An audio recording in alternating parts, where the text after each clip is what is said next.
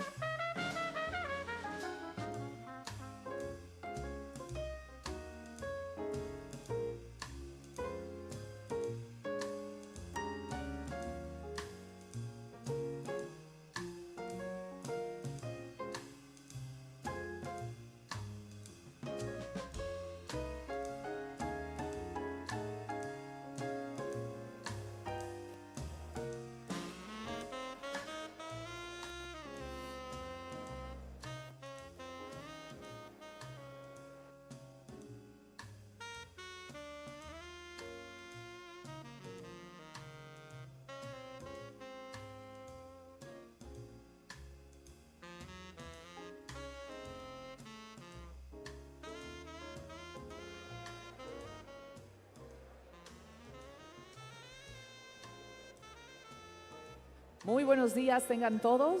Este 1 de diciembre, esperando que los haya recibido esta semana. This December 1st, we hope it's December 1st, and we hope that this past week was good too, and that this month is better. We ask that you please start taking your seats. We are about to get started.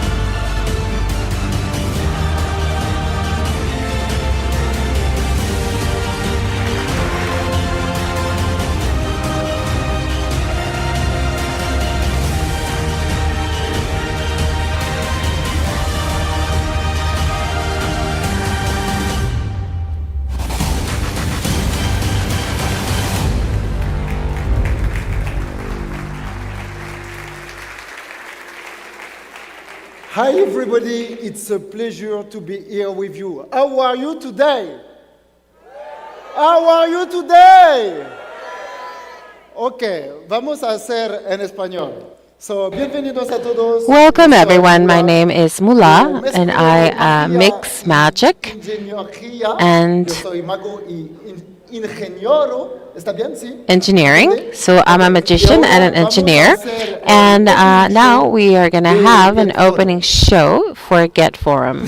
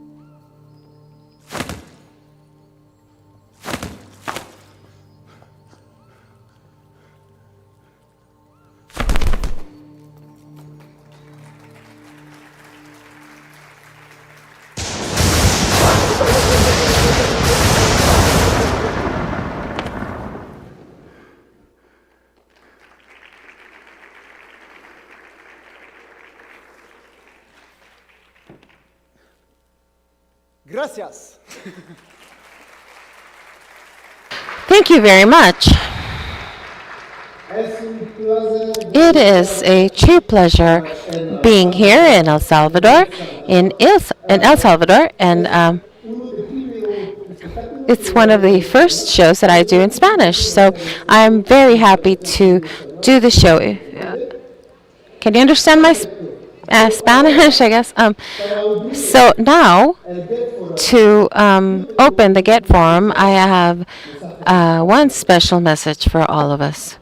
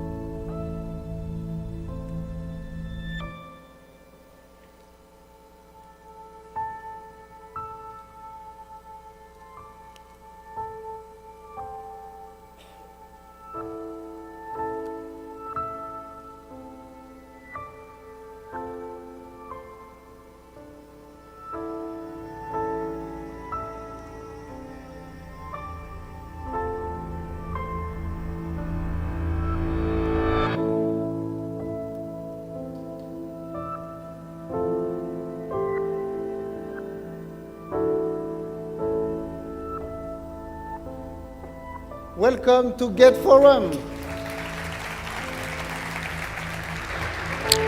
Welcome to Get Forum.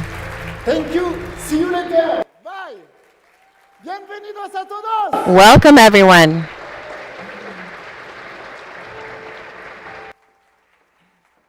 Muchísimas gracias. Thank you very much. Good morning. Gracias, wow. Buenos días y Good morning and welcome all to Get Forum 2025 the Global Forum for Entrepreneurship and Technology for Latin America and the Caribbean.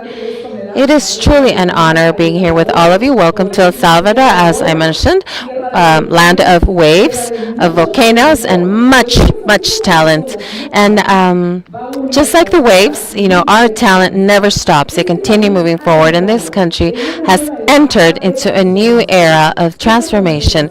This transformation promoted by innovation, technology, and the entrepreneurial spirit of its people. Today, El Salvador not only is represented by its beauty and its energy, its very vibrant energy, but also by a decided focus on the future, consolidating itself as a space for ideas, opportunities, and solutions that connect with the region and the rest of the world. Today, we start a few days filled with magic, this transformative magic of entrepreneurship, innovation, and technologies, which we know sounds like a common thread that connects us, challenges us, and above all, inspires us to build the future all of us here imagine. Get Forum is a flagship event for the IDB Bank on innovation, organized or co-organized this year along with the government of El Salvador, Agrisal, and the valuable support of distinguished sponsors and strategic allies that believe in the power of collaboration to generate impact. My name is Veronica Herrero. I am the host for this event. I am entrepreneurship psychologist, brand ambassador, fashion designer, wife, and mommy to two beautiful little girls. I am here to share with all of you the honor that I have by being able to be with you this morning in this work session where we are all just aching to get our hands on the ideas, the vision, and the talent of a whole region. Before getting started, let me give you some specific instructions for logistics. First and foremost, please let's mute our phones. Let's put our phones in silence or vibration so that everybody gets to have a wonderful experience. The event, we also know, will take place in Spanish and English. If you need interpretation, our technicians are in the back of the room, so you can get your devices. For everyone's safety, we are going to identify emergency exits. And you know that outside, I know a couple of you already saw that there's a first aid station in case anything came up, which we hope doesn't, of course. Also, in your name tag, you're going to have the access code for our Wi-Fi and get for umbrella. Behind this platform that I'm sharing, we're going to be able to see the full agenda for the event with the QR code. And what's most important is that you'll be able to organize and coordinate meetings with other colleagues, networking meetings. Also, you will find a station outside the room if you need more support or if you need more technical directions, and there's people outside to help.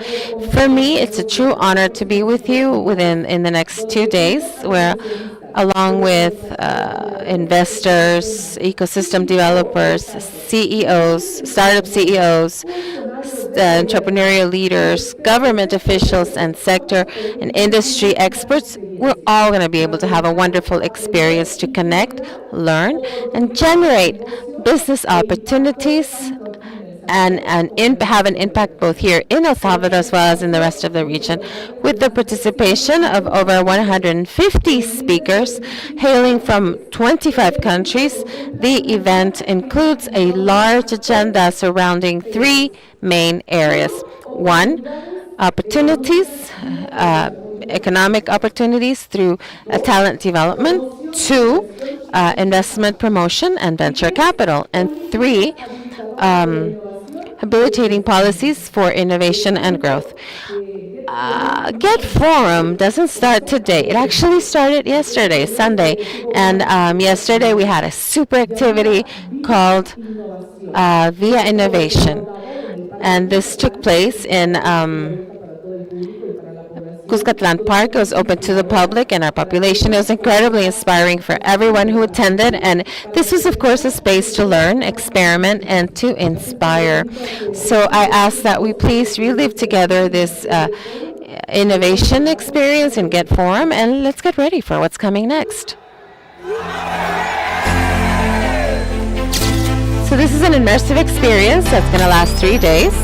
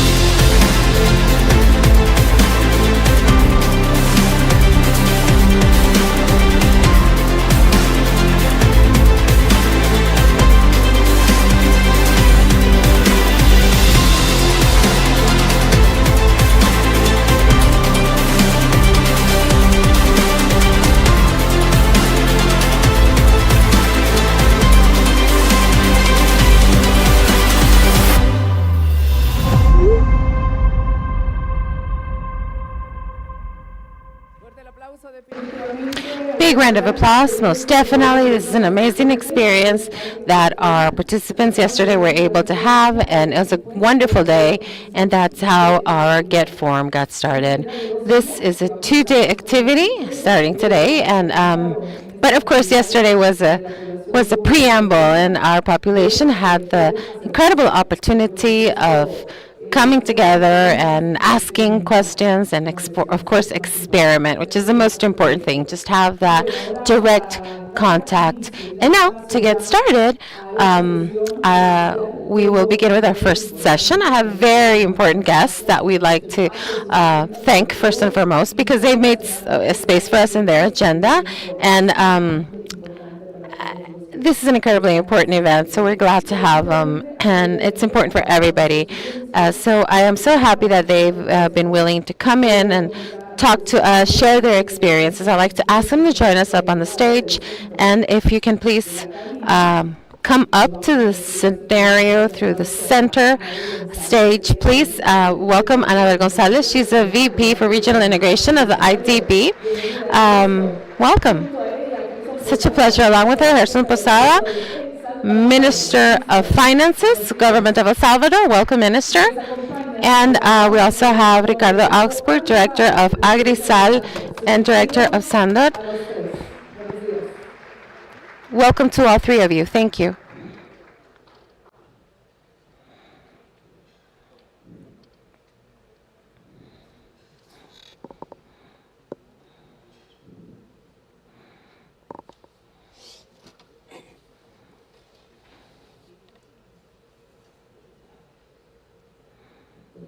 Good morning.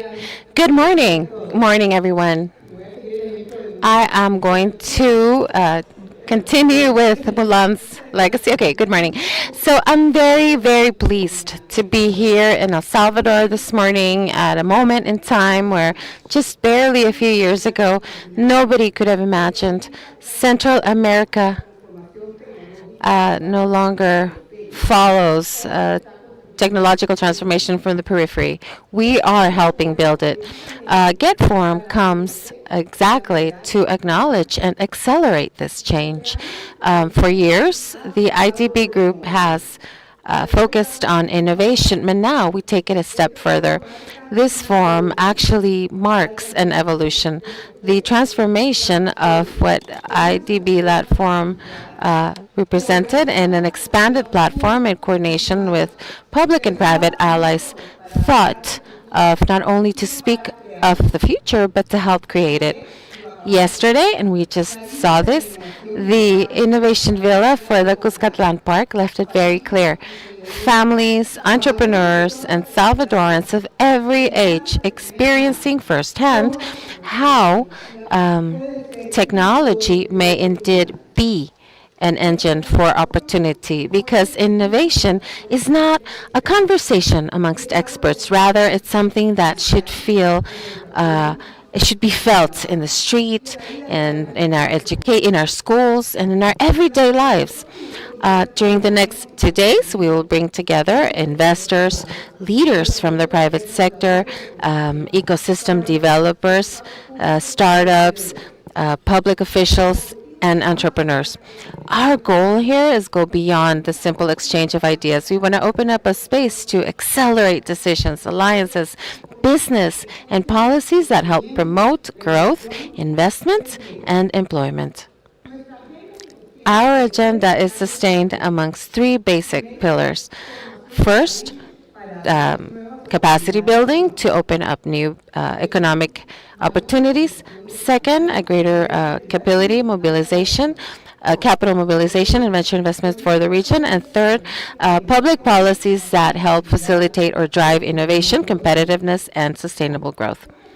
This agenda actually goes to reflect the work that IDB is already promoting in the country, funding technical assistance and support to help critical sectors such as education, infrastructure, health, housing, tourism, and other specific areas to improve the quality of life of Salvadorans. And added to this, we have our regional program, America in the Middle. So like the rest of Central American countries, we may help promote investment, development, to promote joint answers to shared challenges. And it's not, we're not in El Salvador by chance. Central America is now the region with the greater average growth for Latin America and the Caribbean. In the case of El Salvador, we hope to close the year with over 3% outdoing initial estimates. What does this explain? Macroeconomic stability, activity of reserves, investment in infrastructure, and an accelerated transformation of the tourism sector, and also a basic role from the private sector. These are key signs for resilience and, of course, tremendous potential. But there's something more important, and that is that El Salvador is showing that it may compete as an emerging hub for innovation in the region. I'd like to share just one number. El Salvador moved up almost 400 positions in the Global Startup Position Index.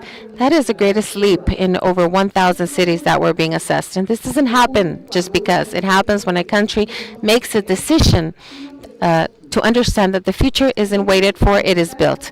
Events like Sandbox Innovation Summit or programs as Emprende 503 are tangible samples of this transformative energy. Free training, accompaniment networks, collaboration amongst ecosystem stakeholders, and a country that begins to leverage technology, not only to consume it.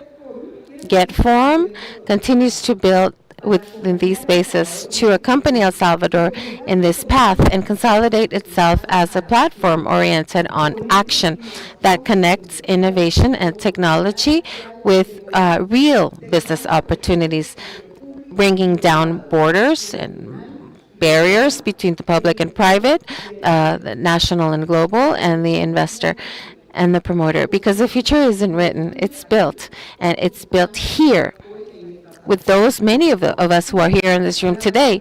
With these words, I'd like to ask our partners and co-organizers and just listen from them. I'd like to get started by Minister Posada. Gerson, I want to first and foremost thank you for having us in your beautiful country, and also congratulate you for the great work that the team from the Ministry of Finances has done in the co-organization of this forum. I'd like to start by asking, how is El Salvador turning itself into a technological regional hub, promoting or driving growth through innovation and investment?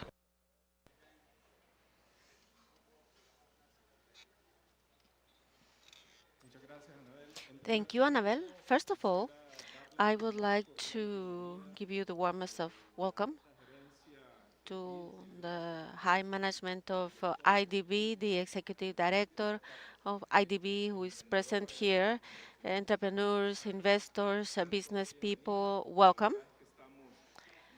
We are very proud that this event is taking place in the country. Yesterday in the Innovation Villa, which was a very beautiful event. I said it some years ago, it would have been unthinkable to have this event in El Salvador.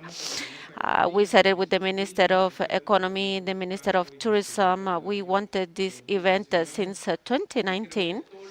And I think all the changes that the country is experiencing have made it possible that this event takes place here in El Salvador.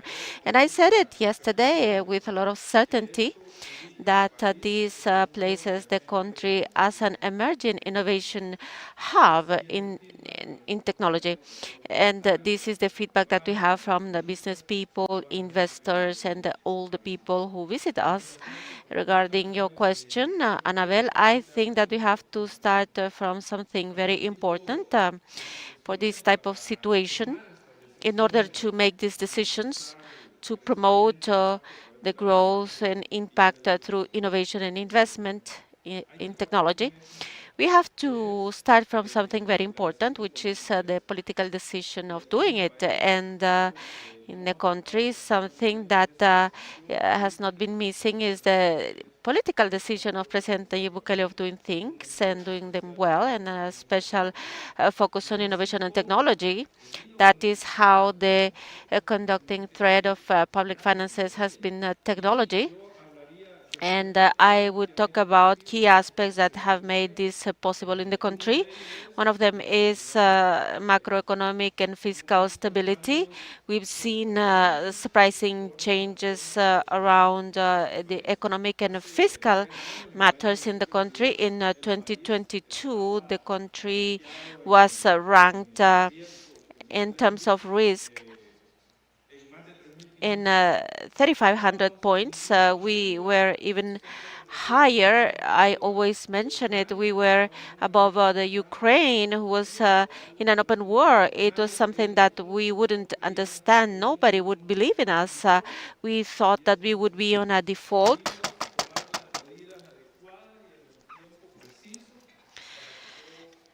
So that everything happens differently. So we have a risk that goes beyond 370 points in the region. We are improving, and we went from high fiscal deficits to registering primary superavits that are very close to 1.5% of the GDP. We closed an agreement with the Monetary Fund that helps us to back up this fiscal policy that we are implementing. And in the economic terms, you talked about a perspective of economic growth. So we are more aggressive, we are being more positive and because of the indicators that we have right now, we believe that the growth of the economy will be higher than the data that you mentioned. This is in terms of finances and fiscal matters. But in terms of regulations, I think it is important because El Salvador has been able to pass the adequate laws that generate this environment of legal certainty to the companies. We approved a law to attract innovation, promote innovation that approves fiscal incentives, income tax, VAT, tariffs to companies that come to the country, and also digital asset emission law. That is a law that provides all the scenario and the necessary platforms so that this type of companies are there in the country. Also, technological, advanced technological progress projects.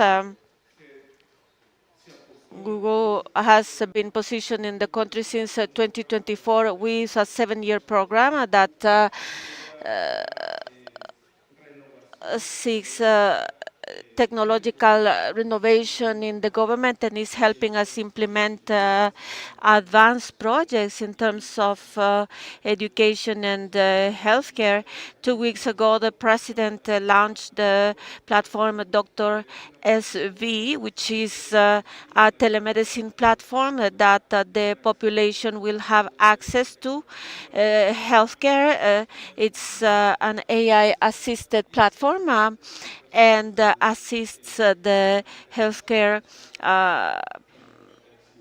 assist in healthcare to give attention to the population, the adoption of emerging technologies such as AI, generative AI infrastructure, acquisition of chips, positioning the country in the list of nations that have capacity for high-level AI projects. And as a last factor, I would say that digital training, the Ministry of Economy has worked in the formation of over 43,000 Salvadorans trained in digital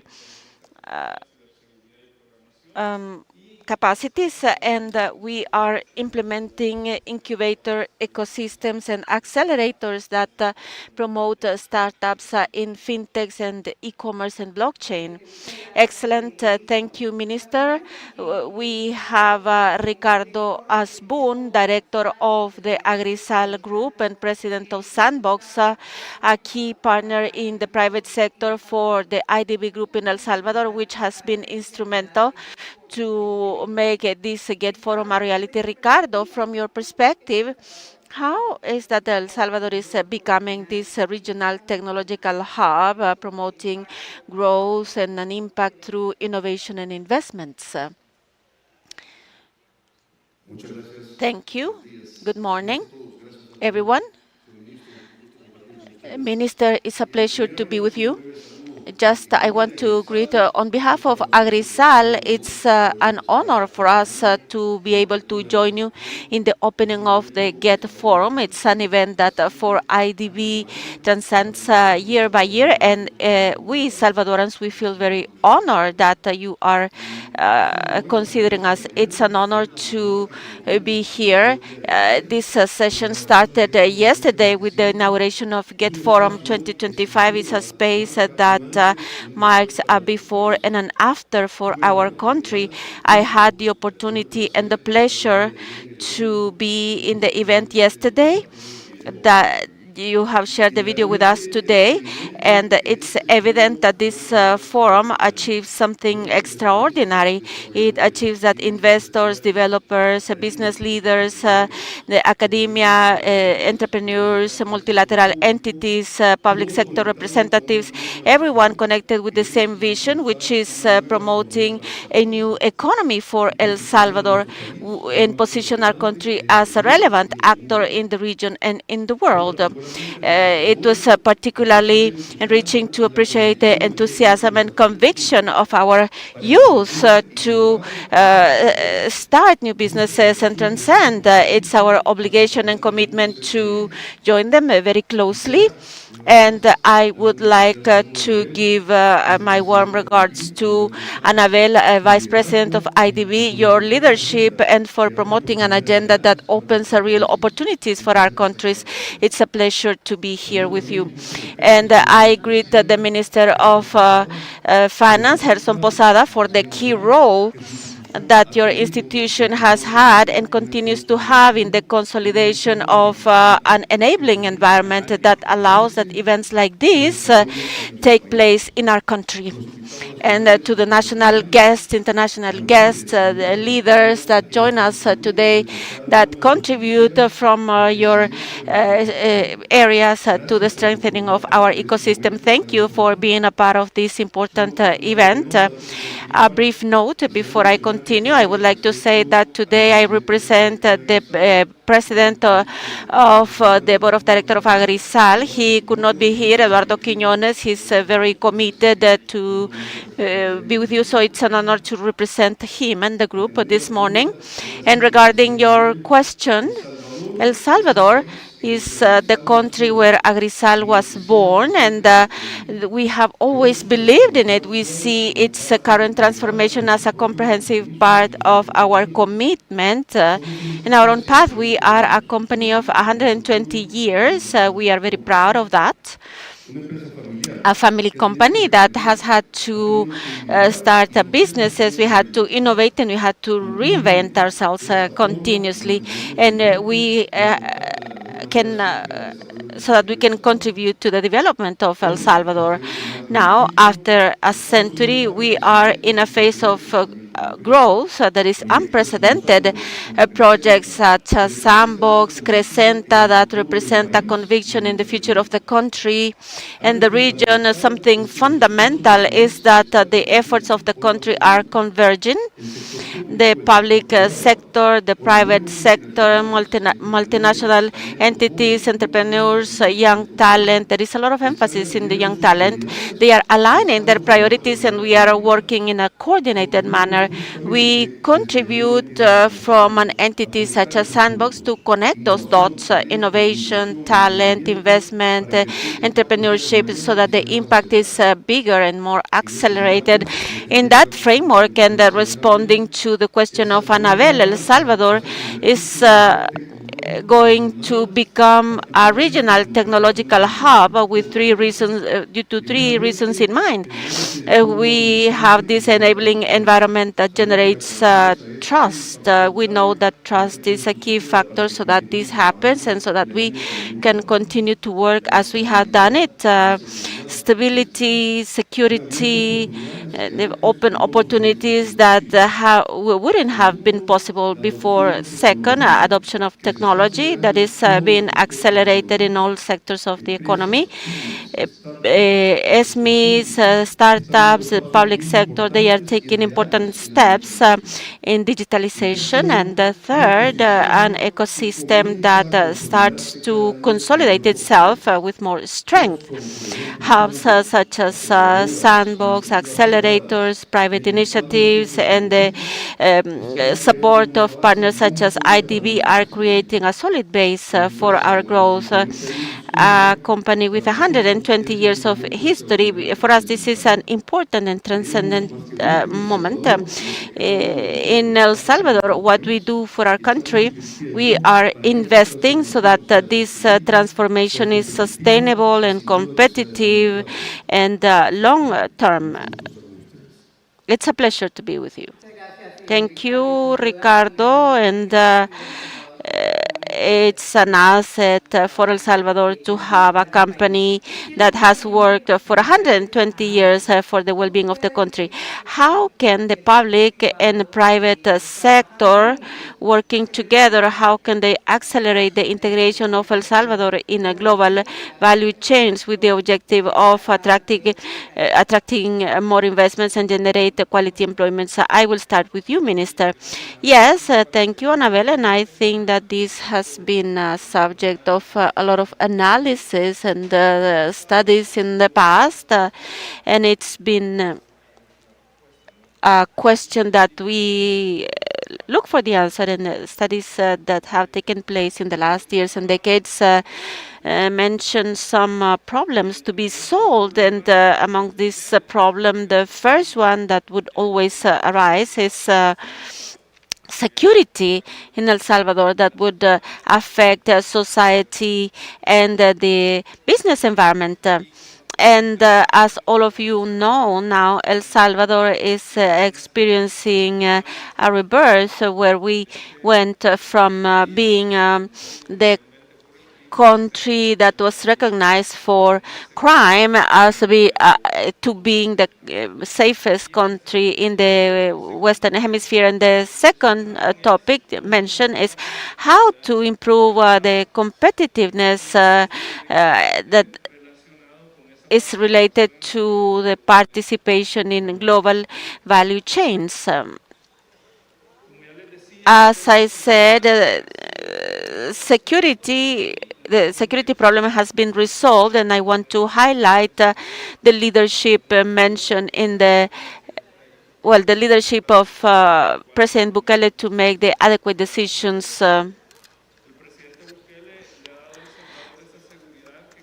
The president has given the security to the country, and this has been the most important thing to achieve an improvement socially and economically speaking. Now the priority is focused on economic development, attraction of investments, but not just any investments, but those linked to technology, innovation, and the generation of quality employment. So this can be achieved by working in a coordinated manner between the public and private sector. The global value chains are not something static. The market evolves and changes constantly, and it is important to listen and generate the coordination with the private sectors so that we know how to generate the conditions that attract investments to a country that is competing with other countries for that same investments. And from the public sector, we have to support them to generate these conditions. And we have been focused on fiscal stability, administrative efficiency, and strategic investment in human capital. Having fiscal stability, as we said, a reduction of the country risk and the financial order are more than technical figures. It's the sign that tells investors that El Salvador is a reliable country to operate in the long term. We are pleased to see that the efforts made in this government are giving the first results, and we have the commitment to continue to move forward in that path.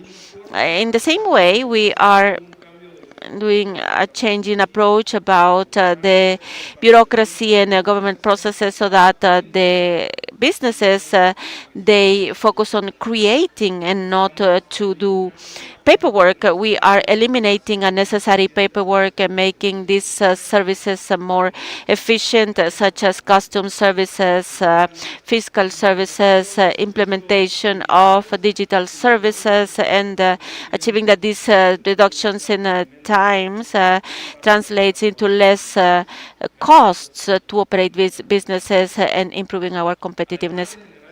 And besides generating these conditions, so we need to invest in human capital, especially improving technical skills in specialized training and digital infrastructure. We must continue in this path that we have started. We should use technology in education to provide better tools for personal development to children and youth.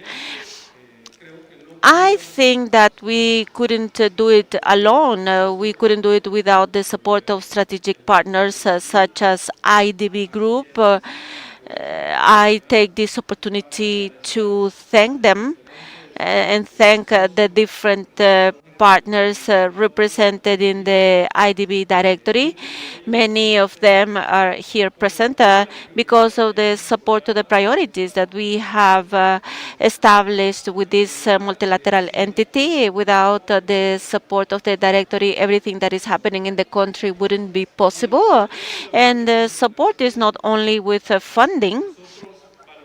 We value knowledge and technical assistance given to us that has been key to improve these conditions that I have talked about. IDB has specialized teams of the highest level, so we appreciate the contribution of the different teams from IDB, Bid Invest, and Bid Lab. We trust that we will continue to work and we will continue to have this support with the new country strategy.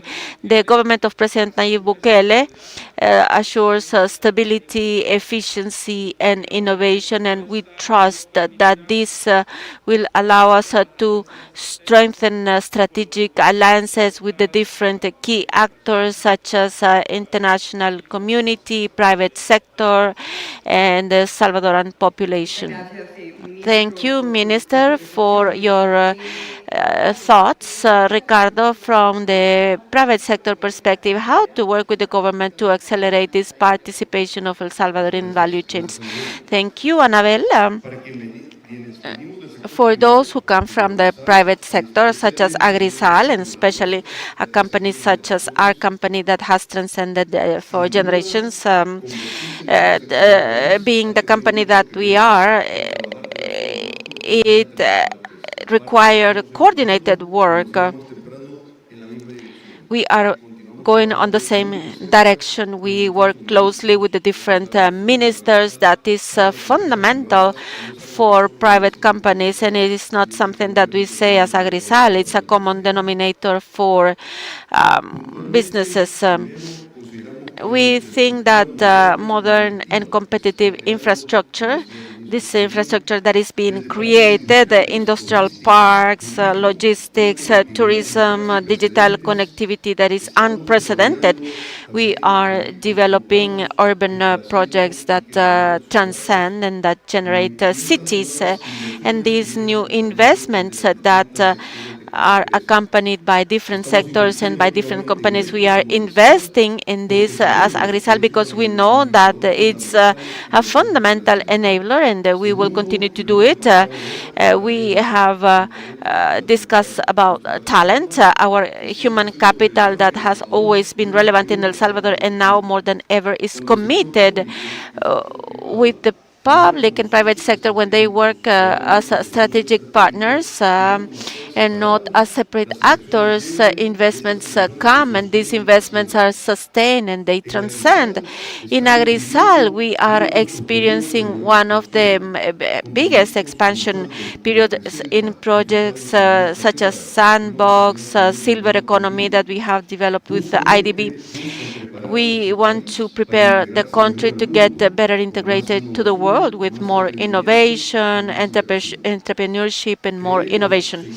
We believe, we deeply believe in El Salvador, its potential, and if we continue to make progress together, the government, private sector, and partners such as IDB, and being here with the directorate of IDB in this type of project is invaluable. You have been allies from day one, and you have helped us with contacts and allies to transcend and make a difference. We can turn this opportunity into quality jobs and sustain investments and growth that benefits our people, and particularly that focus on future generations. So we are pleased to be a part of it. Great, thank you for your reflections, and we take this opportunity to confirm that the IDB group continues to be committed to work hand in hand with the private sector, the public sector of El Salvador to generate more impact in the country. With this, I think we start the interesting part to turn the vision into action, alliances into projects, and opportunities into results. Thank you both, and welcome to the Get Forum 2025. Thank you. Fuerte el aplauso, muchísimas gracias a Anabel Thank you, González. Anabel Gonzalez, for joining us, Vice President of Integration of the IDB Bank, and Gerson Posada, Minister of Finance of El Salvador, and the Director of Grupo Agrisal and President of Sandbox. Thank you for this conversation, and what a way to start the Get Forum 2025. Now we will give way to plenary sessions where we will ask the right questions to promote innovation and investment.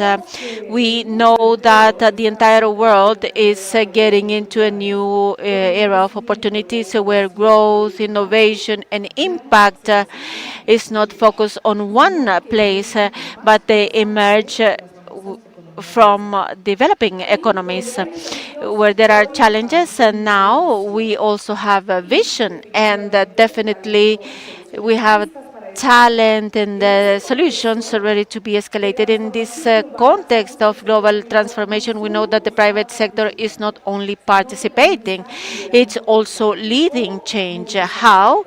By mobilizing capital, technology, and creating alliances to reimagine the future. That's why, to start, we invite you to listen to this Get Talk, where we wonder why the future of global investment is in developing economies. And another question, how the private sector is leading this path. That's why we are going to receive, with a round of applause, James Scriven.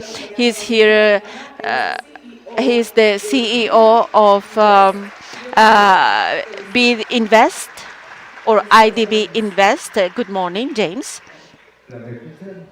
Can you hear me? Well, don't get scared. I speak Spanish. It's a pleasure, Minister. Thank you for the invitation. Thank you, colleagues from the IDB group. Thank you for being present in this event. I have been in El Salvador many times, and I've seen the transformation firsthand. The only thing that I regret when I come to the airport is to see the people in South City with a bathing suit, and I don't have a bathing suit and a surfboard. But thank you for the warm welcome, especially coming from Washington, where it is very cold.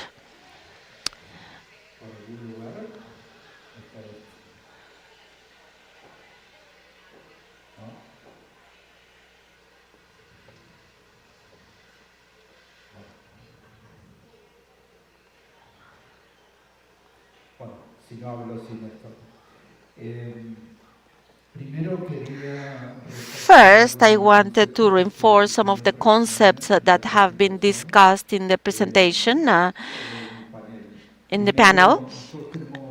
We have, as a group, an initiative called America at the Center. It's not by chance that this event is happening in Central America, and it is not by chance that it is happening in El Salvador. And I wanted to express and reinforce some of the concepts that have been discussed recently. Central America, besides everything that has been said in the previous panel, is in a strategic and important place for our continent. Is the connection between the US, Canada, and the rest of Latin America, and the concept of value chains, innovation, and growth. You'll hear it a lot You'll hear this a lot in the coming days. We are a development bank. You know us as IDB Group. You've seen the logo.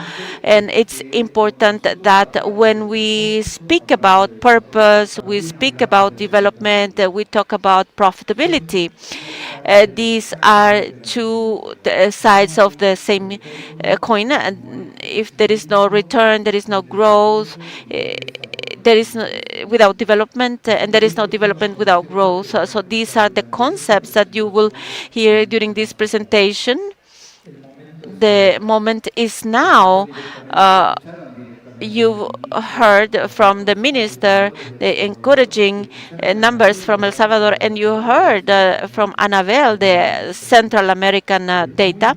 But it's very important. There are different ingredients that are making this a good moment. The moment of the private sector is one. Never in history the private sector was so present in the transformation of a country. Two, a macroeconomic and fiscal stability in the entire continent, but in particular in America at the center, that makes us attract a lot more investments. And lastly, technology, and this is the reason for this event.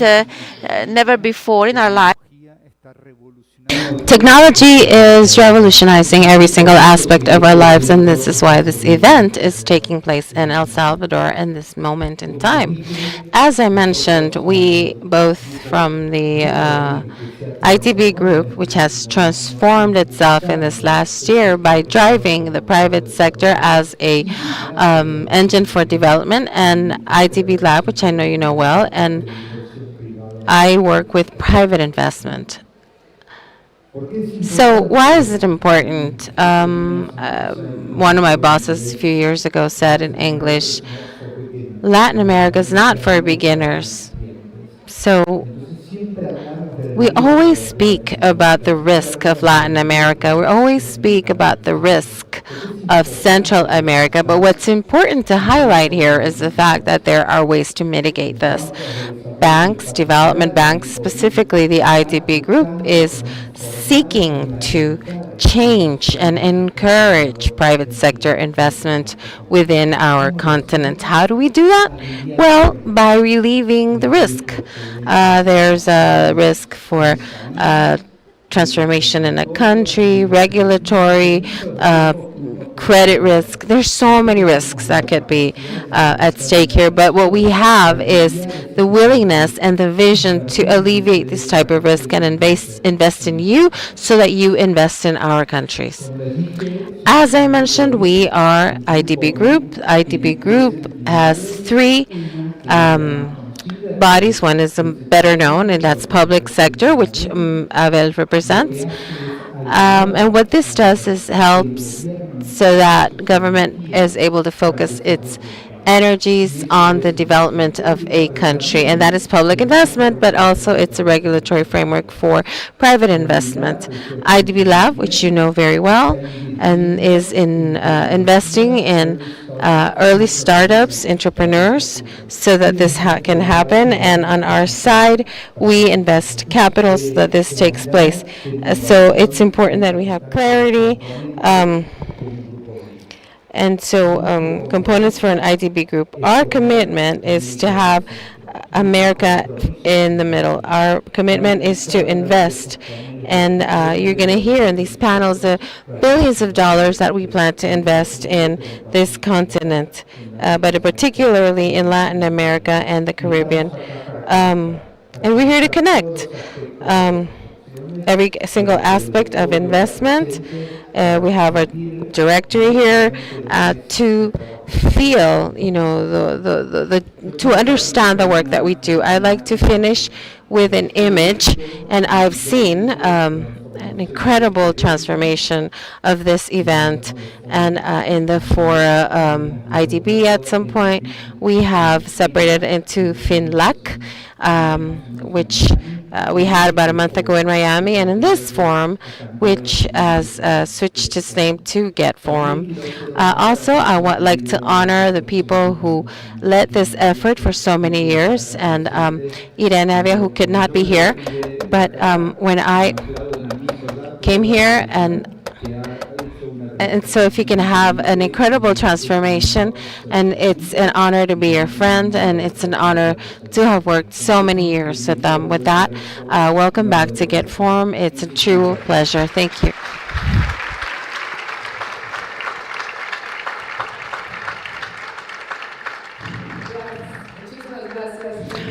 Thank you so much, James, for your remarks and everything that you've shared. We know for a fact that venture capital has become one of the most powerful engines for innovation in the whole world. More than funding, it actually represents vision, trust, and the capacity to change ideas and transform them into solutions. And this has an impact both in the markets, industries, and millions of lives. The so-called unicorns, which are the companies valued in over $1 billion, are no longer a rarity in the world we live in our region either, but rather a clear signal of what is possible when you promote talent, capital, and purpose. So, from venture capital and technology, we're going to explore the keys which exist now in the market when all of these three things that I mentioned align: talent, capital, and purpose. Besides that, hand in hand with technology, we're going to explore keys that are marking or setting the path for the future decisively. And this is why the question that many ask themselves is how Latin America and the Caribbean are able to promote the next generation of unicorns with an impact, with a bang. How do you do this? And so we are going to welcome this morning. It's so pleased to have all of you here, and it's going to be a pleasure to learn from all of them and what they come to share with all of us. So that we have Andres Bilbao. He is a co-founder of Rappi. Andres, such a pleasure.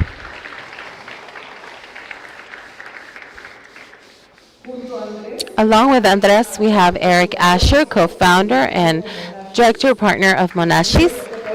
Welcome. Big round of applause for him as well. Such a pleasure. Well, good morning. And to moderate this conversation, Marina Coronel, interim for IDB Lao. To all of them, welcome and thank you. Such a pleasure to be here. Please. Tomen asiento, por favor. Sure. Well, fantastic to be here. Thank you so much for joining us. Very, very exciting to be in San Salvador, tierra de volcanes.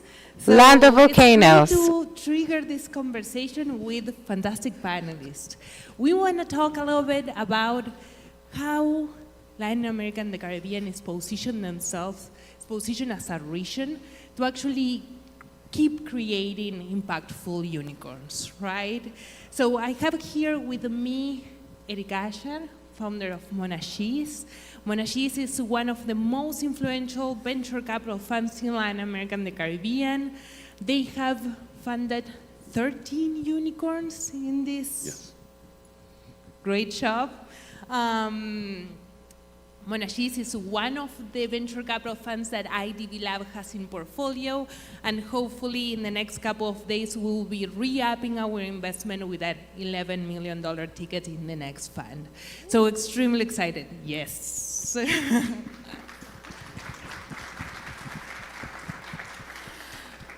And also here with us, Andres Bilbao. Andres, co-founder of Rappi. Do I actually need to introduce Rappi? I think everyone here actually has used Rappi at some point. One of the most successful startups in Latin America and the Caribbean, growing from Bogota all the way to 9 countries in less than 5 years. Wow.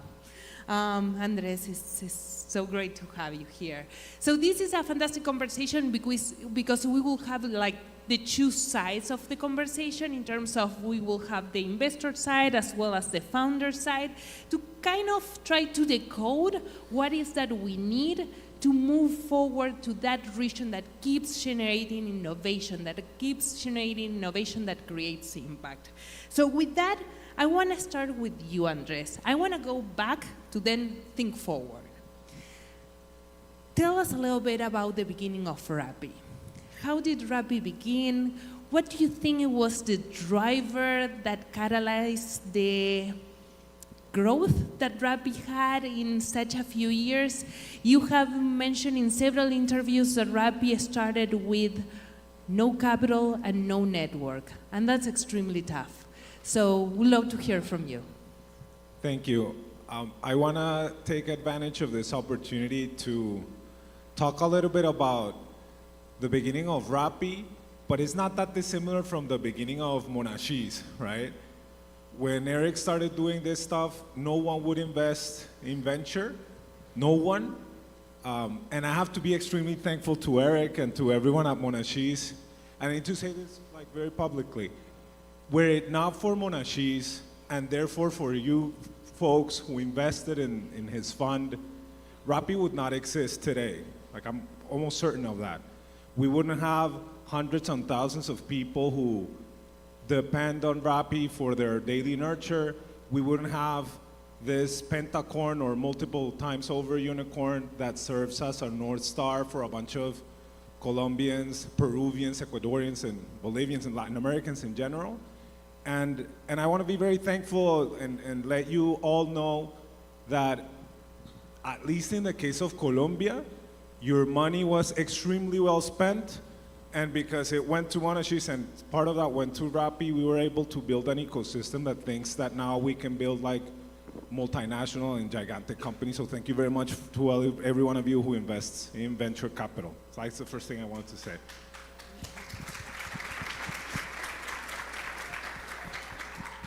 Now, in the early days of Rappi, we were extremely ignorant, very low skill, with the exception of sales. We were pretty good at sales. We sucked at everything else. And we were very lucky in that we had very strong talent talent density within a very small group of people that we all knew each other. We had no network, but we had very good execution. I remember we applied to Y Combinator, and when we got into Y Combinator, we thought like we won the World Cup or something like that. Years later, I realized that there was no chance that we wouldn't get through, because by the time that we applied, we all had already done 1 million deliveries. We were like really good, we just didn't know, right? But at first there was nothing, and we just didn't know what we were doing. And with the help of Carlo and Eric and a bunch of folks, we started trying to figure out what the heck it was that we were doing. So Andres, if I'm hearing you correctly, talent plus capital. Yeah. A mindset. And? Mindset. Mindset. Okay. So building on that, Eric, Monashis has worked with so many unicorns, and not unicorns just for the sake of unicorns, unicorns in terms of like companies that grow, that have been creating impact across Latin America and the Caribbean, that hopefully are gonna be or have been great exits for the fund as well. Monashis invested in Rappi in 2018. If you need to think of fundamental patterns across the different successful companies, across the different unicorns from the region, what comes to mind? It's a great question. Before I start, I just want first to thank you and IDB for the invitation to be here. It's great to be in El Salvador. It's my first trip to the country, a remarkable country. Plan to come back. Also, Andres, pleasure to share the stage here with you, and thank you for your words. You can't imagine how Rappi also was so important for us at Monashis. We actually invested in 2016. It was 16 in the seed round of Rappi. And just a quick thing on our investment in Rappi in 2016 is that until then, we were totally focused on Brazil. And if you talk to me like at that time, or 12, 15 years ago, we were more skeptical about investing outside of Brazil.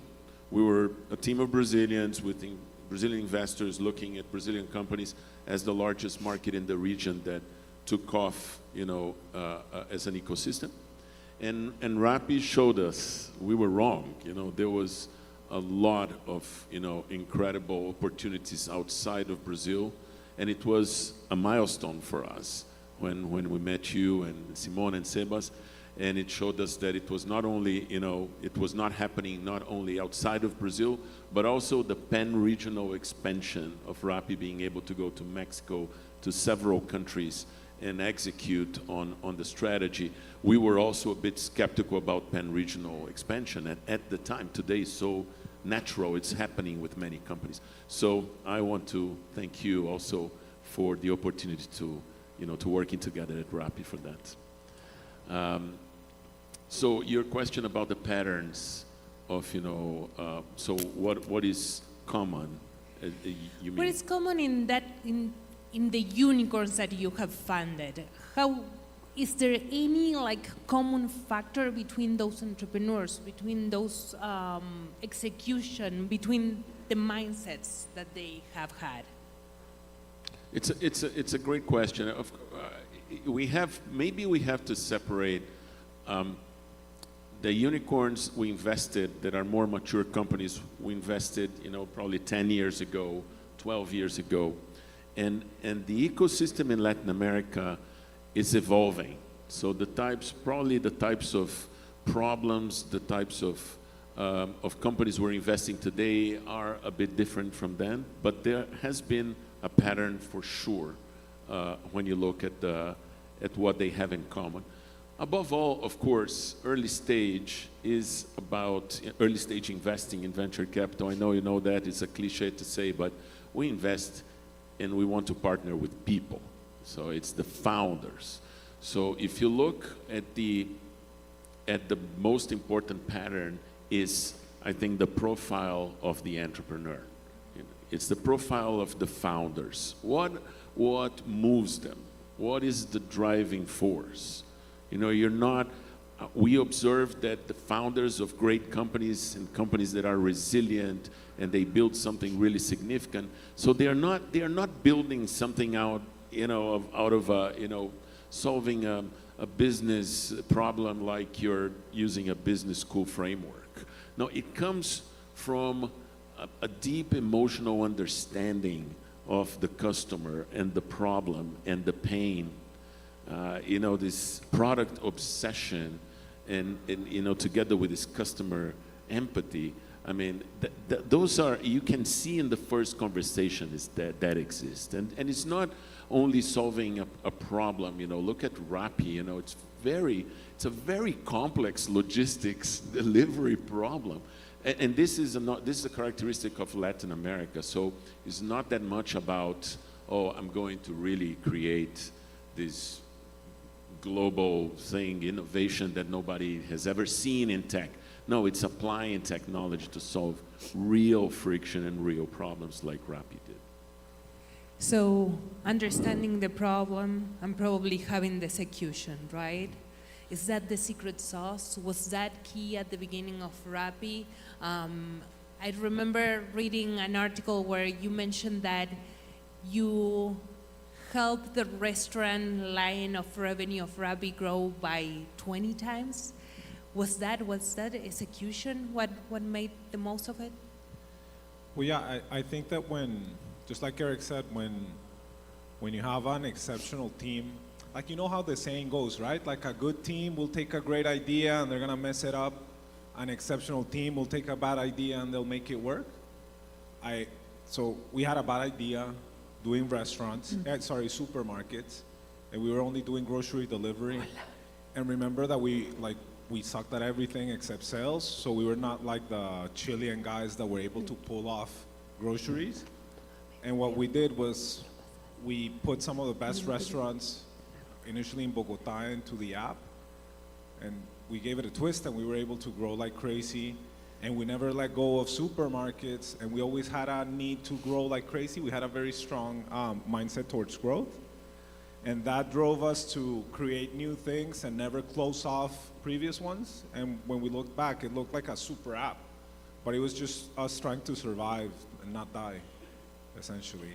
But it was because the team was really good. We had a very strong mindset. And I think that that's the biggest driver that is lacking in general in South America or in Latin America. We have some like pockets of stardust in terms of mindset here and there, but it's not something that we do collectively, and that's something that at least I work a lot with a bunch of initiatives to try and change and improve. And that's the perfect segue to start looking towards today, right? I want to hold that idea of mindset. We are talking about that fundraising cycles double. Like it takes twice the time to raise a new round for a startup than what it took in 2020, right? We have seen global resources actually investing slower in Latin America and the Caribbean with increase of interest rate and kind of pull back from risk. So what do you think the entrepreneurs need to adapt to this new reality? How can they work, even having that mindset, how they can work towards actually achieving the rapid type of growth? What they should be working on right now? Well, I would start off by saying that like, when I listen to you, it sounds like times are hard, but they're not that hard. Okay. Like, if you were to compare this year with like the previous 10 or the previous 20, it's never been easier to be an entrepreneur. It's never been easier to create a business. You don't have to go at it alone. In Colombia and in most of South America, but especially in Colombia, we have this sort of like, they call it like the PayPal mafia. We have like a Rappi one. You just can't call it mafia because it's Colombia, so we call it Rappi Magia.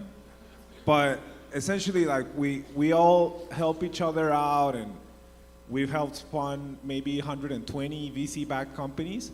So I think what's really necessary is capital, first and foremost, because the talent is there, the mindset is changing. So let's say, for instance, for us, it was quite hard to conceive of competing in the US or competing globally.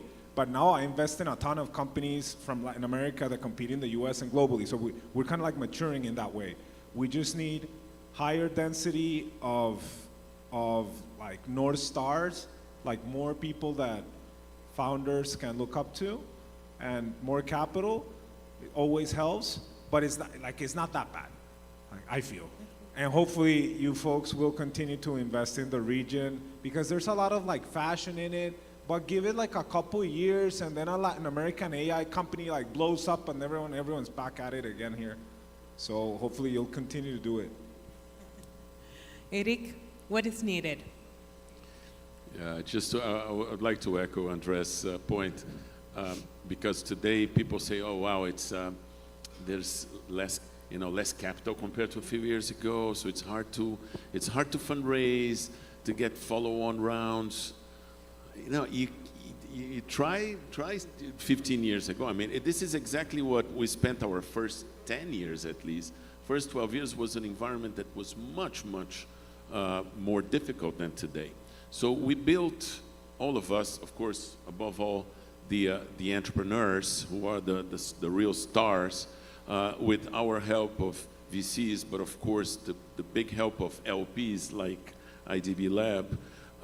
So all of us together built an ecosystem.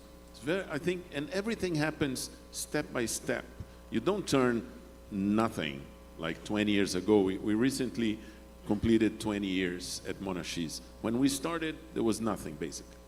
And you don't turn nothing into something in a rich ecosystem in a few years. It takes time. It's a long cycle. So we are halfway through a second cycle in the region, because I personally think we really started in 2010. So 2010 was the beginning.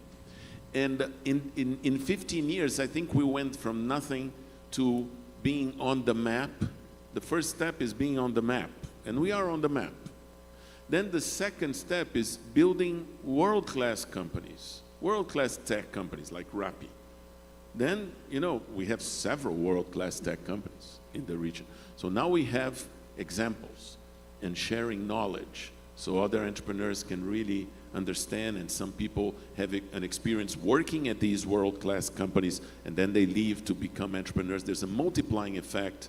Andres mentioned also, and you're also an active investor in companies, the number of founders in Latin America turning into angel investors is very high compared to other regions. So there is an accelerated multiplying effect. It's not only capital, it's the experience. But probably the most important thing that's happening now as the next step is that we start to see the global companies. So it's not only being world-class but local, but being global and having global ambitions. It sounds like crazy. Oh, now global tech companies from Latin America? Well, it's the same thing we heard when we said 20 years ago we will start a VC fund, and a lot of people said venture capital is never going to happen in Latin America. It's the same thing now. Oh, global tech companies from Latin America is never going to happen. It will happen, and it is happening. Not only companies from the region becoming global, we have a few examples, but also Latin American entrepreneurs actually going to other regions in the US and Europe and starting global companies. That will also have a very important impact. So, sorry I deviated completely from your question, but I think it's important context, because what's needed now is resilience, is to know, you have to go through the cycles knowing how to suffer through the cycles, the down cycles. And remembering, I think probably the worst mistakes that you can do in a long cycle, very different if you're investing for the next 6 months, that's a different conversation. But if we're looking at the next 10 years, the most important thing is to remember, the good cycles don't last forever, the bad cycles don't last forever.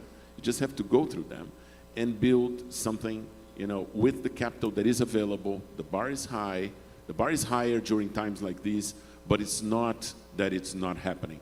There are lots of rounds happening. You just have to position yourself build a great company, wait, focus on the right things, and be resilient. And then at the right time, we're approaching an upcycle again.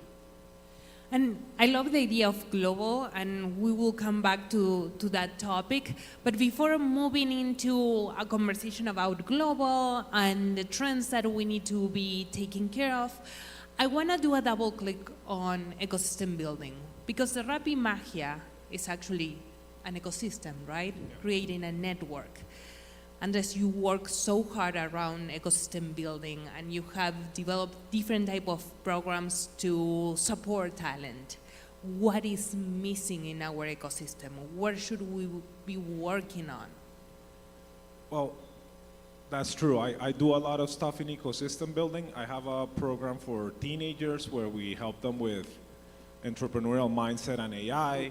I have something for university folks where we help them get internships that then they go into startups, and then they grow like crazy. We trained like 700 of those, and they've raised north of like $40 million. I have like 2 Thiel fellows in that. And now I'm doing some other stuff. So I can't list it because I take the whole time. But, I've thought about this a lot, and I think that it depends on the country, right? Like if it were Brazil, you need more funds and better government, would be my guess, and especially training in the earlier stages. But when you look at Colombia, Peru, Chile, what you really need is like to win the World Cup. I kid you not, because when you have some like a mental barrier or mental ceiling that is unlocked, I think that would be the first thing. Like if I were like a mandatory of any of these, I would spend like a shit ton of cash in soccer just to cut that off. And then I would go into the Brazilian, let's focus on education, and let's focus on the density of talent. But then I also think that there's a wonderful opportunity with migration. I think that like our governments don't do a good job of that, but whenever like Trump tweets something, we should be getting like 1,000 PhDs per country, like each tweet, Or we should be developing means to attract talent, but not just nomads. Like nomads are fine, but what you really want are entrepreneurs. So I think that there's some stuff that you can do on policy. There's definitely some stuff that you need to do on mindset, and that's why I refer to the World Cup.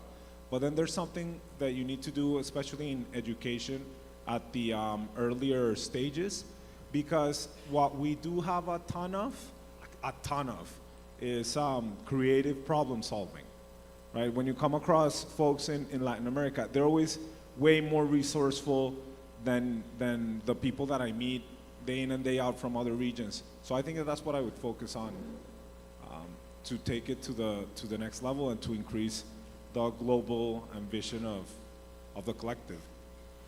So completely agree with you that depending on the country, the needs of the ecosystem. And related to that, venture capital is a volume business, right?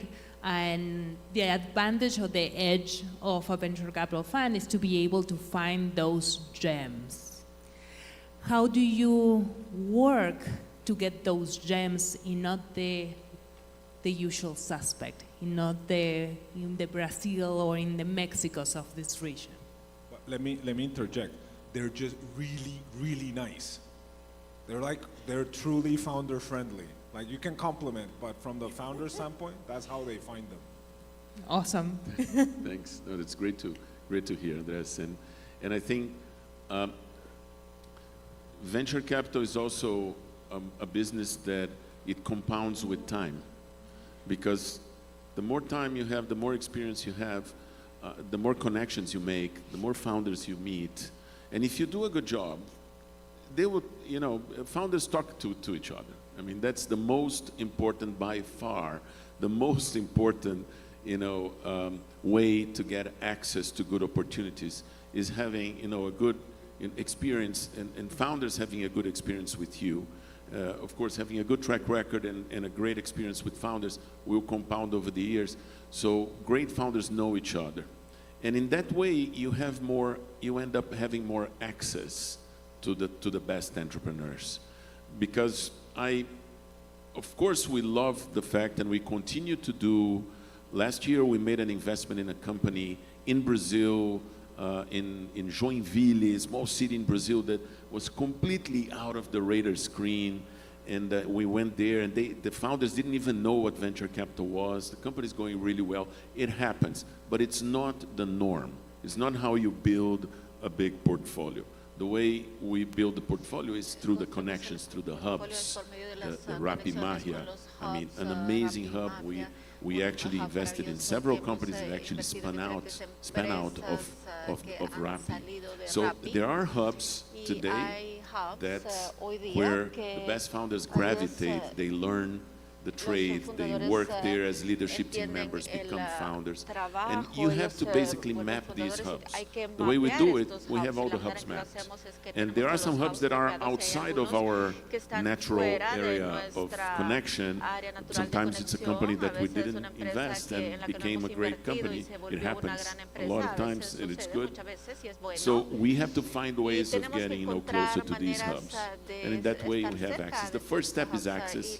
And then, of course, as a VC, access is the first step. Then you have to select, and then you have to usually compete for the best with the other funds. Got it. I know we have just a couple of minutes left, and I don't want to close the panel without talking about AI. Right? The name of the game. We know that Silicon Valley is actually leading in terms of infrastructure, but there's clearly an application level of AI that could be extremely relevant for our region. So how do you think, or where do you see the opportunities for Latin America and the Caribbean to compete globally, as we were discussing, regarding to AI? Well, I think that I'm going to tell you what I do, right? So when I invest with my brother, I have an identical twin who's also in startups, and we sometimes incubate some companies. And one of the latest ones that we incubated, or the last two, one is called Domu, and the other one is called Alter. The first thing that we do is we try and make sure that the founders spend a bit of time, like 3 months, I think is the legal, 3 or 4 months in San Francisco. So then they basically increase in ambition. but then they come back, sometimes they stay. But at the same time, what we try and push for is global ambition, and as soon as like that happens, it's really not a problem of the infrastructure layer or the application layer or the whatever. They just go for everything. And I think that what we need is higher density of that. So for instance, for now, whenever I talk to a founder, I'm like, nice to meet you, go to SF, and then continue the conversation. That's what I'm doing, like from a bottoms up perspective. From a top down, what I would suggest is candidly that you guys continue to invest, continue to put funds into like the funds so that the funds can be more and more bold. Like we want funds to be bold enough so that we can target crazy bets, and to the extent that that happens, we'll have some crazy outcomes, and then people will look up at those and think, if those people can do it, I can do it, and almost everyone will fail, but a tiny few will create generational companies and we'll all be better off for it. So I would just continue to, here's another way to put it, like typically when you talk to entrepreneurs are very poorly informed. Entrepreneurs think that investors are not like that useful. But the reality is that you can see how extremely useful every single one of you guys is, and women, just by virtue of what happens when there's capital and when there's not. So you guys are saving the world, candidly. So just keep doing that and shoot some of that money down here and we'll be fine. I love it. Do you think talent is ready in Latin America and the Caribbean to compete in AI? I think, yeah. Here's the thing. Talent is, at least my belief, talent is uniformly divided, right, or uniformly distributed. It's opportunities that isn't, right? So we need to continue to develop this stuff. Just through law of large numbers, we're fine. I actually do a lot of work trying to find low-income people. Like most of the work that I do that is not investing is trying to find Freddy Vega, the founder of Platzi, but like by 50 every year. We need to find those and we need to do some of that, but I think that talent is there. We just need to drive more opportunity. That's my view. Agree. Eric, Monashis is doing a big bet on AI. You even have a team in San Francisco now. So what's your take? Well, first, we had early conviction on AI. We've been following what's happening in AI. Our first kind of AI investment was actually back in 2016 and then 18, but it was too early in the cycle. And then 21, we invested in a company called Music AI. It's going really well, even before ChatGPT. So we've always had conviction in AI as the next tech platform. So as Maggie said, we recently opened an office in San Francisco. We had 3 people there. We hired a head of AI, Andres Campero. He's from Mexico, but he's a PhD in AI and machine learning from MIT. He's leading both our internal AI projects, but also our AI advisory initiatives to the portfolio. And the reason we opened the office in San Francisco is not to compete with Sequoia for the startups in the US. It's basically to stay close to this new AI network that's being formed. There's a new generation of AI, not only founders and investors, that is coming up. And we have to be there. So by being there, building these connections, staying close to the AI innovation, we can better help our companies in Latin America in the portfolio to deal better with AI instead of staying, more distant. So that's our strategy. In terms of layers, the only thing is that there is a layer of infrastructure that is very capital intensive, and have like chips and large language models and data centers. Maybe data centers, there's an opportunity for LATAM because of the energy and clean energy. There's several interesting projects, and I hope they become large projects. It's going to be more difficult in the large models and foundational innovation there. But there is a layer that is not the application layer, that is, I believe, a great layer, which is a mid-layer, an intelligence layer, that you can have some moats, you can have some competitive advantages, vertical AIs that have to deal with local problems, that are not purely AI wrappers. Because what AI is going to do in the next 10 years, and forget, sorry, just very quickly, let's remember the famous quote, markets always overestimate the impact of technology in the next 2 years and underestimate in the next 10 years. And that's exactly what's happening now with the bubble of AI. There is a bubble, there is a hype, but AI is happening. AI is going to do what the internet did for knowledge and communication. AI is going to do for cognition and intelligence. It's going to change the game. It's going to change everything. And we have to position ourselves. So this layer of intelligence, in our opinion, is the best layer because you can have a competitive advantage. You have to be careful with the application layer, which is only applying, something that can become commoditized or, have a lot of competition. So you have to be very, very selective. But the biggest risk of all would be not to run the risk. You have to build a portfolio and be very active and close to what's happening in AI. Got it. So before we actually get kicked out, one last note, very, very quick. If you need to dream of how the entrepreneurial ecosystem in Latin America and the Caribbean would look like in 2035, what it would be? 2 or 3 words. I would say a few dozen hyper successful companies that leverage ecosystems in themselves and develop these mafias that are able to drive tremendous economic value and make you guys a ton of money as well. I think a very large number of very successful companies that are not only local but global, but above all, they inspire everybody in the region to have an entrepreneurial mindset, not only as entrepreneurs as a career, but applying entrepreneurship in everything we do. With that, thank you so much. Pleasure.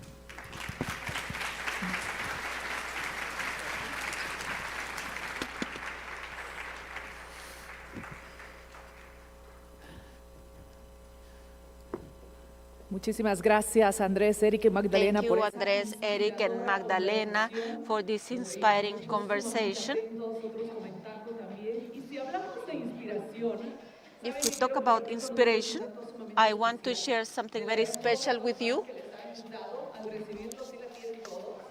es un obsequio.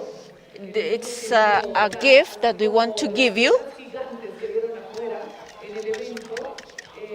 Estas letras gigantes. These giant letters,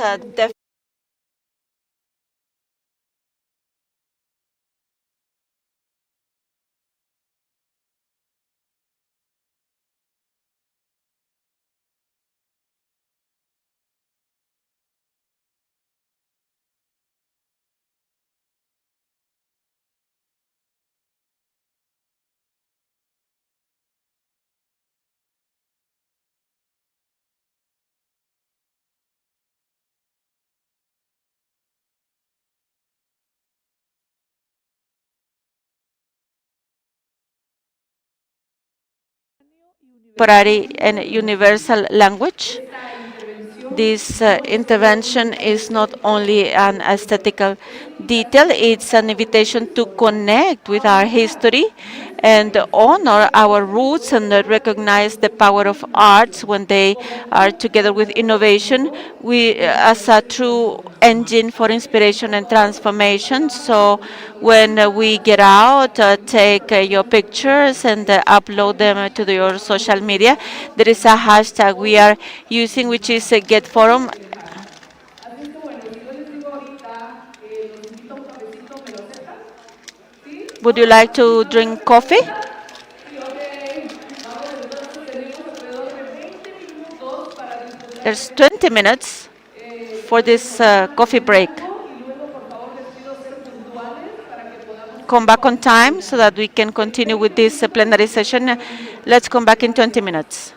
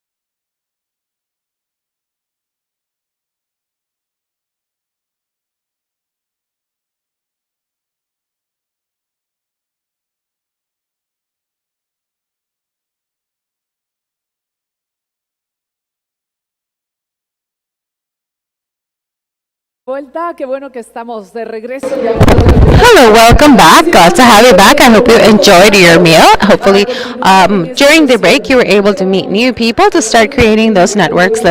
We will now follow up with today's agenda. We know that after each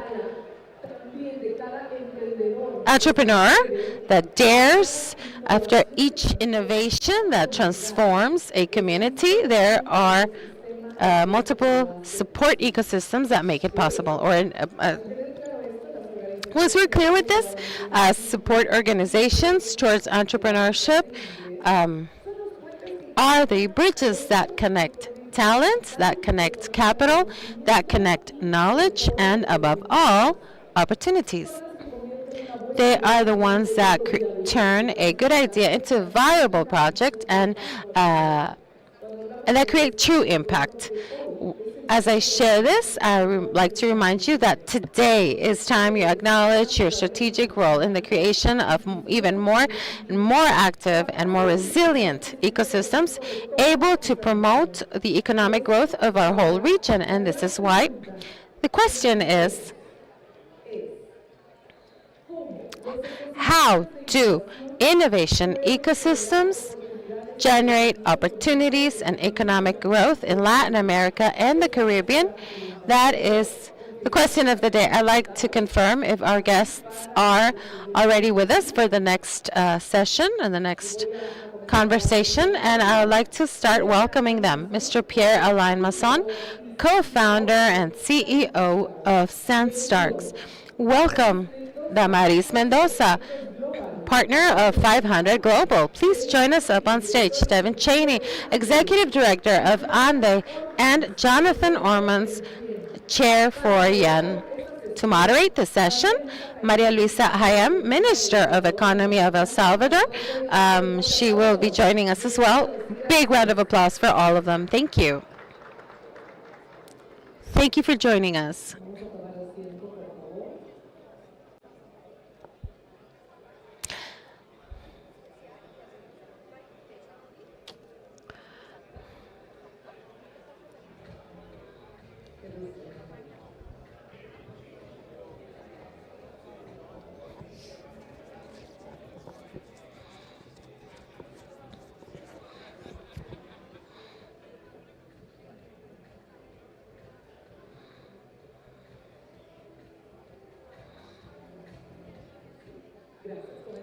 Thank you. Let's get started.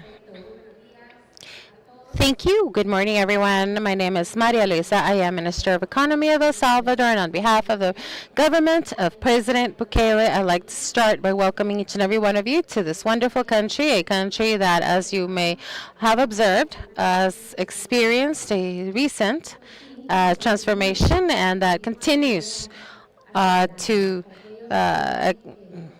move forward at a very fast pace.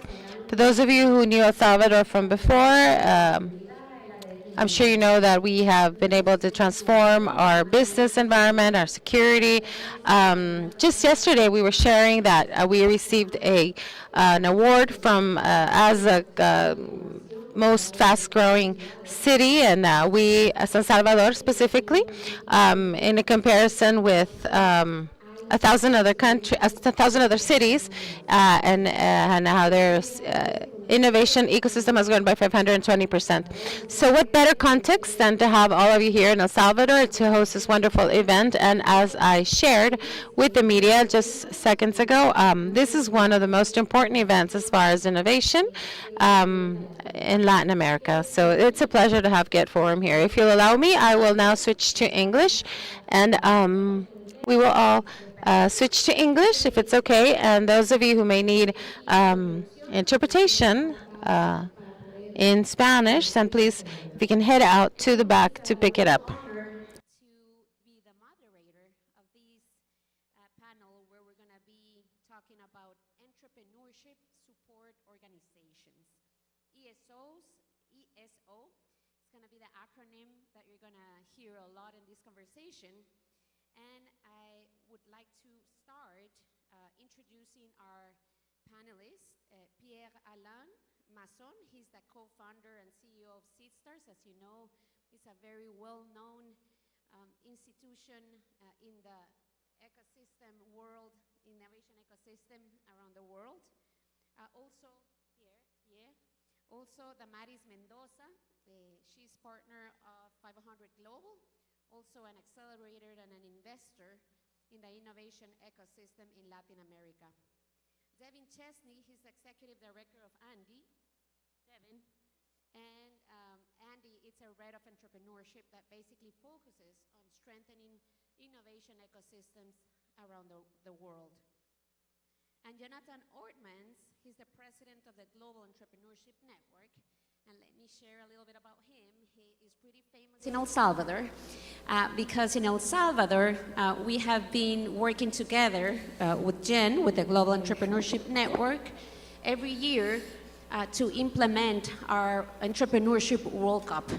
I don't know if anyone here from El Salvador has participated in the Entrepreneurship World Cup, but it's an initiative that on a yearly basis, we have been able to implement, identifying every single innovation that's happening throughout El Salvador, and together with more than 100 partners in El Salvador, we're working to make sure that they have the conditions that they need in order to thrive, basically, to be successful in El Salvador, testing models and taking them abroad.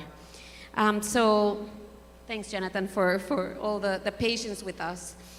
So we want to be this panel the most entertaining as possible, but also we want to make sure that we can share with you actions. We want to end this conversation with a call to action, because we're all here very passionate about the topic, and I have the opportunity to be here with the panelists that have loads of experience in the strengthening of innovation ecosystems, and therefore we want this to be a practical and a very productive session. So with that said, and going into the practical approach, I would want to start asking the panelists a question. Basically, the question is, what decisive strategic commitment or high impact shift must Latin American ecosystem stakeholders undertake to position Latin America and the Caribbean ventures worldwide and unlock the global venture capital needed to scale? What change should we take now in order to make sure that Latin America keeps positioning as a place where innovation is happening, and as a place where our startups are being successful, not only locally, but internationally? So if I may start with Devin, and then we go this route, if that's okay with you all. Sure. Thank you for the question, and hello everyone. Thanks for having us here. So I think one of the biggest things that we need to strengthen about entrepreneurial ecosystems is ESOs have a very hard job, and they do it with very little funding, generally speaking. There are lots of people trying to solve for the barriers that hold businesses back by mobilizing capital. You hear a lot about impact investing, catalytic capital, venture philanthropy, and all these kinds of things. Which those things are needed, and it's important. If you ask any entrepreneur what they need, they're going to tell you they need capital. That's the first answer. But the reasons they don't get that capital are more complicated. They're often about specific business challenges that they haven't solved. And so the reason that an investor doesn't give them the money they need to scale is often about things like access to markets, unit economics, whether they have the right team that can implement the business successfully and have the confidence of those investors. And the way that organizations find out what those gaps are and fill them is by having good advisors. And those advisors are usually in the form of ESOs. They sometimes call themselves incubators, accelerators, BDS providers, many other names. But the funding of those organizations requires grants. And we know from our evidence that they can be extremely effective. Awesome. And just to clarify, what are we referring about entrepreneurship support organizations? As Pierre just mentioned, we're talking about we're talking about institutions that are necessary in the ecosystem, right? And examples of these ESOs, these entrepreneurship support organizations, we're talking about incubators, and we're talking about accelerators. I don't know if I'm leaving any other type, but this would be the main entrepreneurship support organization. So we talk a lot about access to finance, we talk a lot about talent, but how much are we talking about those institutions that need to provide the capacity, need to strengthen and help startups strengthen their business models? Maybe we're not talking enough, right? Yeah, maybe about that. I think it's interesting to do a parallel with the education system, right? In order to produce good talents in an economy, you need schools, right? In order to produce great companies, and especially high growth companies as well, you need these ESOs. So they play the same role. The difference is that they're not recognized as such necessarily, and they do not get the same attention and same funding as they should, basically. So now let's imagine we remove the schools from the system. You can imagine that we won't be able to produce any talents in the economy. And that's the same for entrepreneurship. So that's why they're so crucial. And to come back to your point, yes, they take different shape and forms. Some focuses on more early stage, some later stage, some focuses on micro companies, some on high growth. So it's a very diverse ecosystem. Awesome, thank you, Pierre. And going to Jonathan, we already discussed about ESOs and the changes and the mindset that should be changing and how these should be strengthened. What else should we do? What else should public sector, private sector, startups, what else should we do in order to position the Latin American region in this area? Great. Well, first of all, I want to say I agree. Well, first of all, actually, let me say thank you so much for it's wonderful to be here in El Salvador. I won't forget our host. We have been a long-time fan of your leadership, not just here, but on the global stage. So thank you so much for having me. But I do want to just say, first of all, I want to say, to avoid being redundant, I want to agree upon what our first two panelists have said, and maybe try to then build on that and say, well, what do we need to do? If we all assume in this room that entrepreneurial support organizations are vital, what do we need to do to make them more effective? And I want to offer a couple of perspectives and also address your comment about how do we look at this from a global perspective. I represent an organization that operates in 200 countries, so we get to witness this in all different kinds of economies. But one of the things we observe is there's a remarkable degree of common culture across all of us, in all of our societies, rich and poor, in terms of the fact that we want to stimulate more people who are coming up with ideas, testing those ideas and succeeding with them, and obviously building our economies and creating jobs.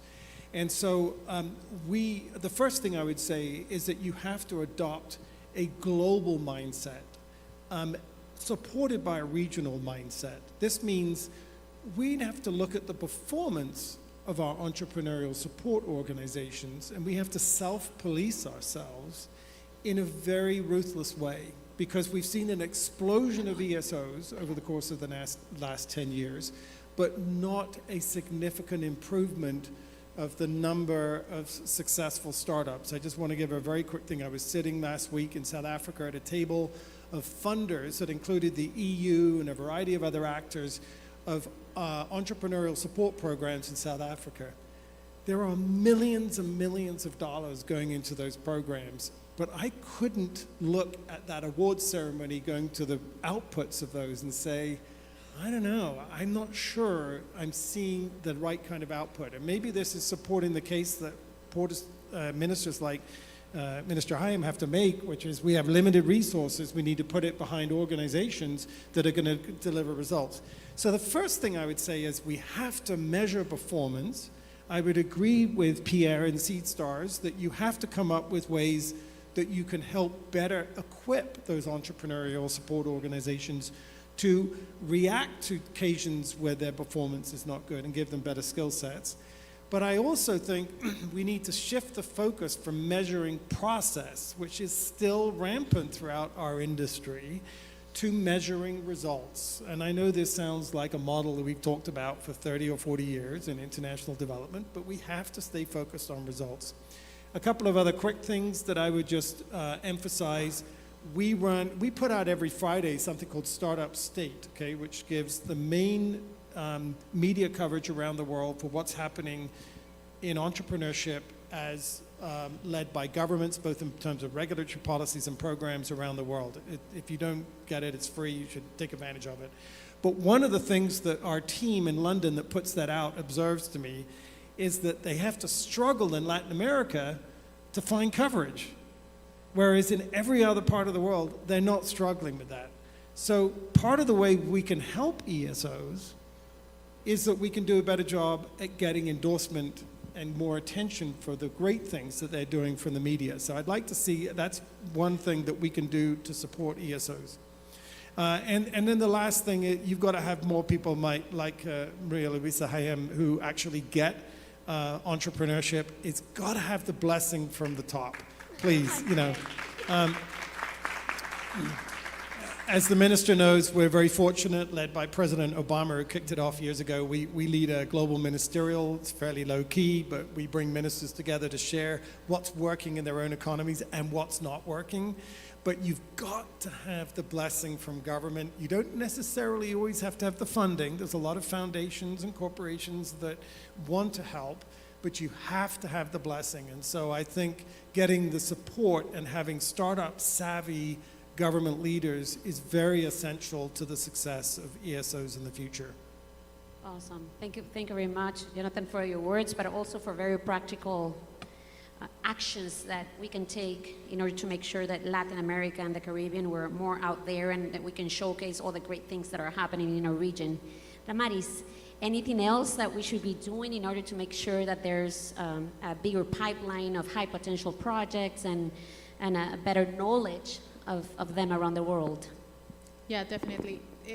I think we already covered pretty much the mindset that we will be talking about, entrepreneurs and whatnot. I do believe that we also have to be very wary of the responsibility that we have, because of course ESOs have the foundation and the first step in which entrepreneurs can have access to resources and capital, but also as funds and as an industry, we have to be very responsible on presenting results and just bringing liquidity back so the cycles can be completed, and that capital can actually get reinvested in other startups, other entrepreneurs, other vehicles, other whatnot. So that part of the equation, even though if it's not necessarily ESOs related, it is important that we don't take, we put a pin on that, because it's important and that's going to be a fundamental part of the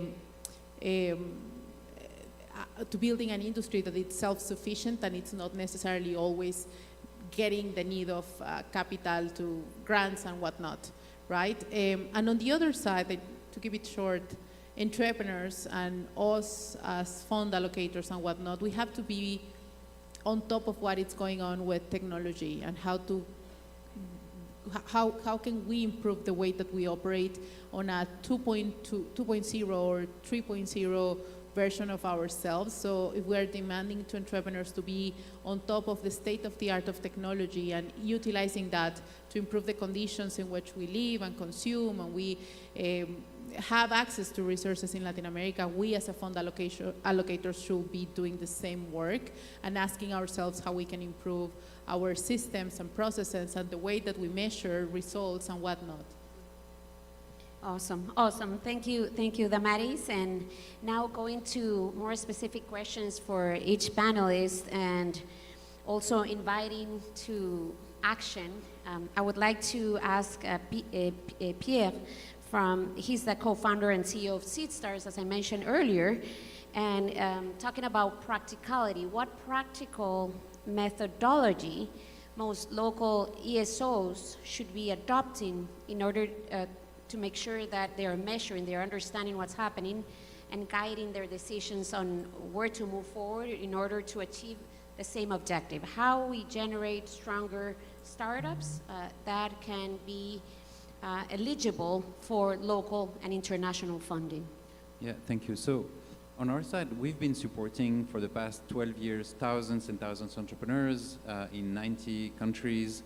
And based on all these learnings, we've tried to put them together and understand with understand basically what works, what doesn't, right? Trying to understand how can you really help these entrepreneurs to grow and to grow exponentially.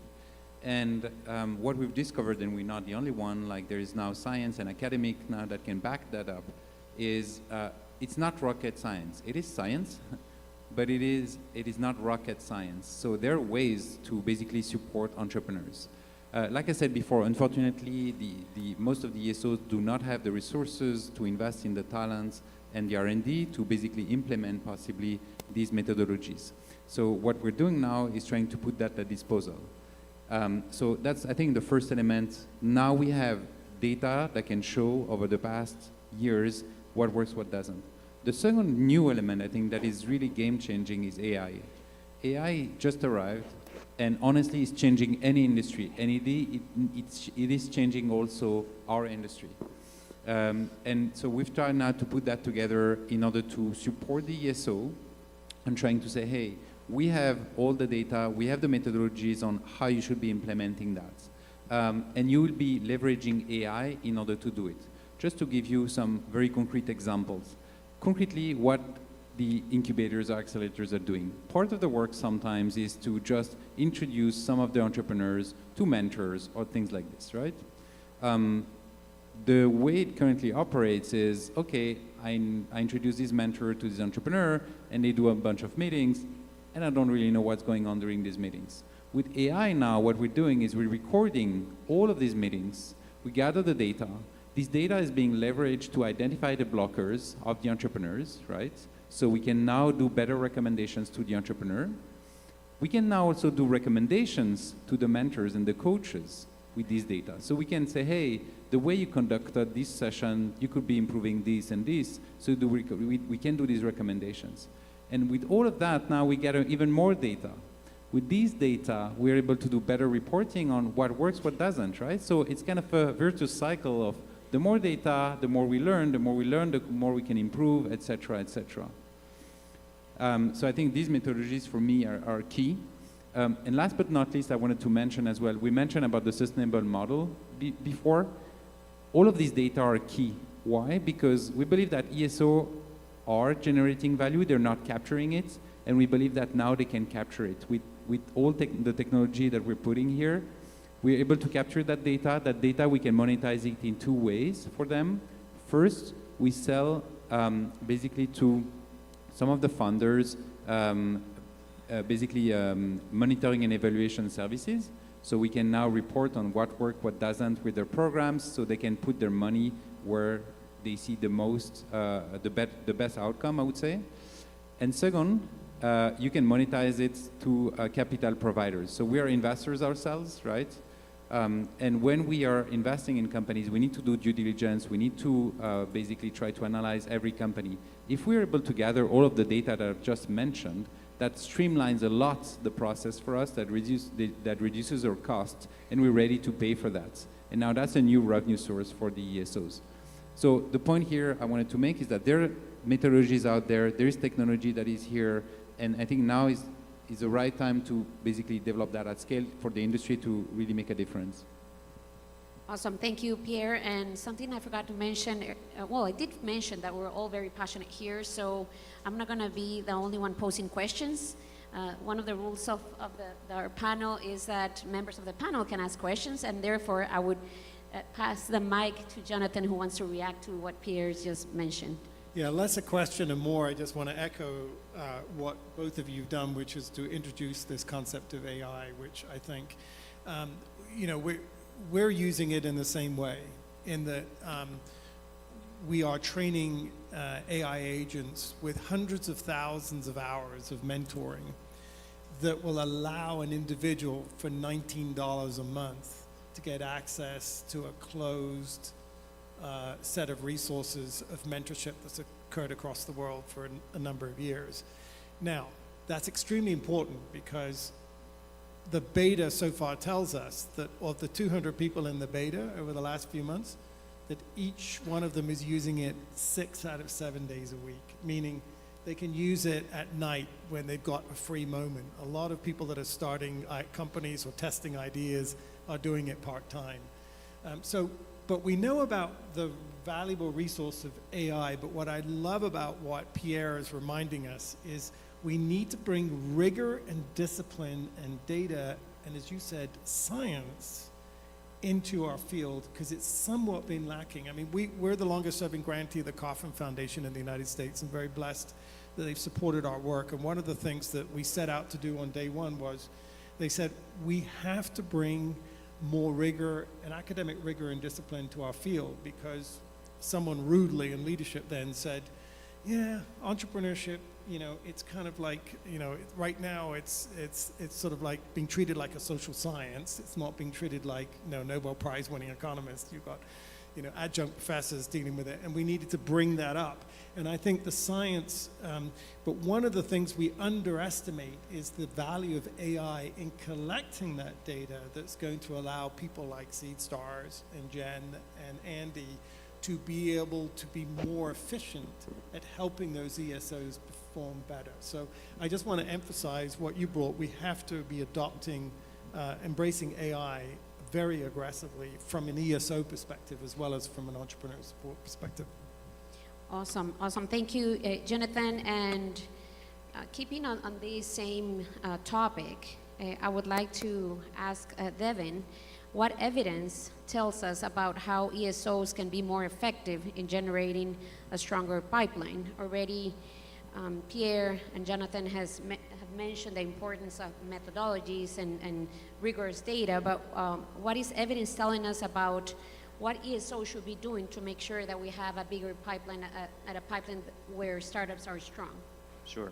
So I can give a case study, actually, that's a really good, tangible example of what you've heard from everyone here about rigor and measurement.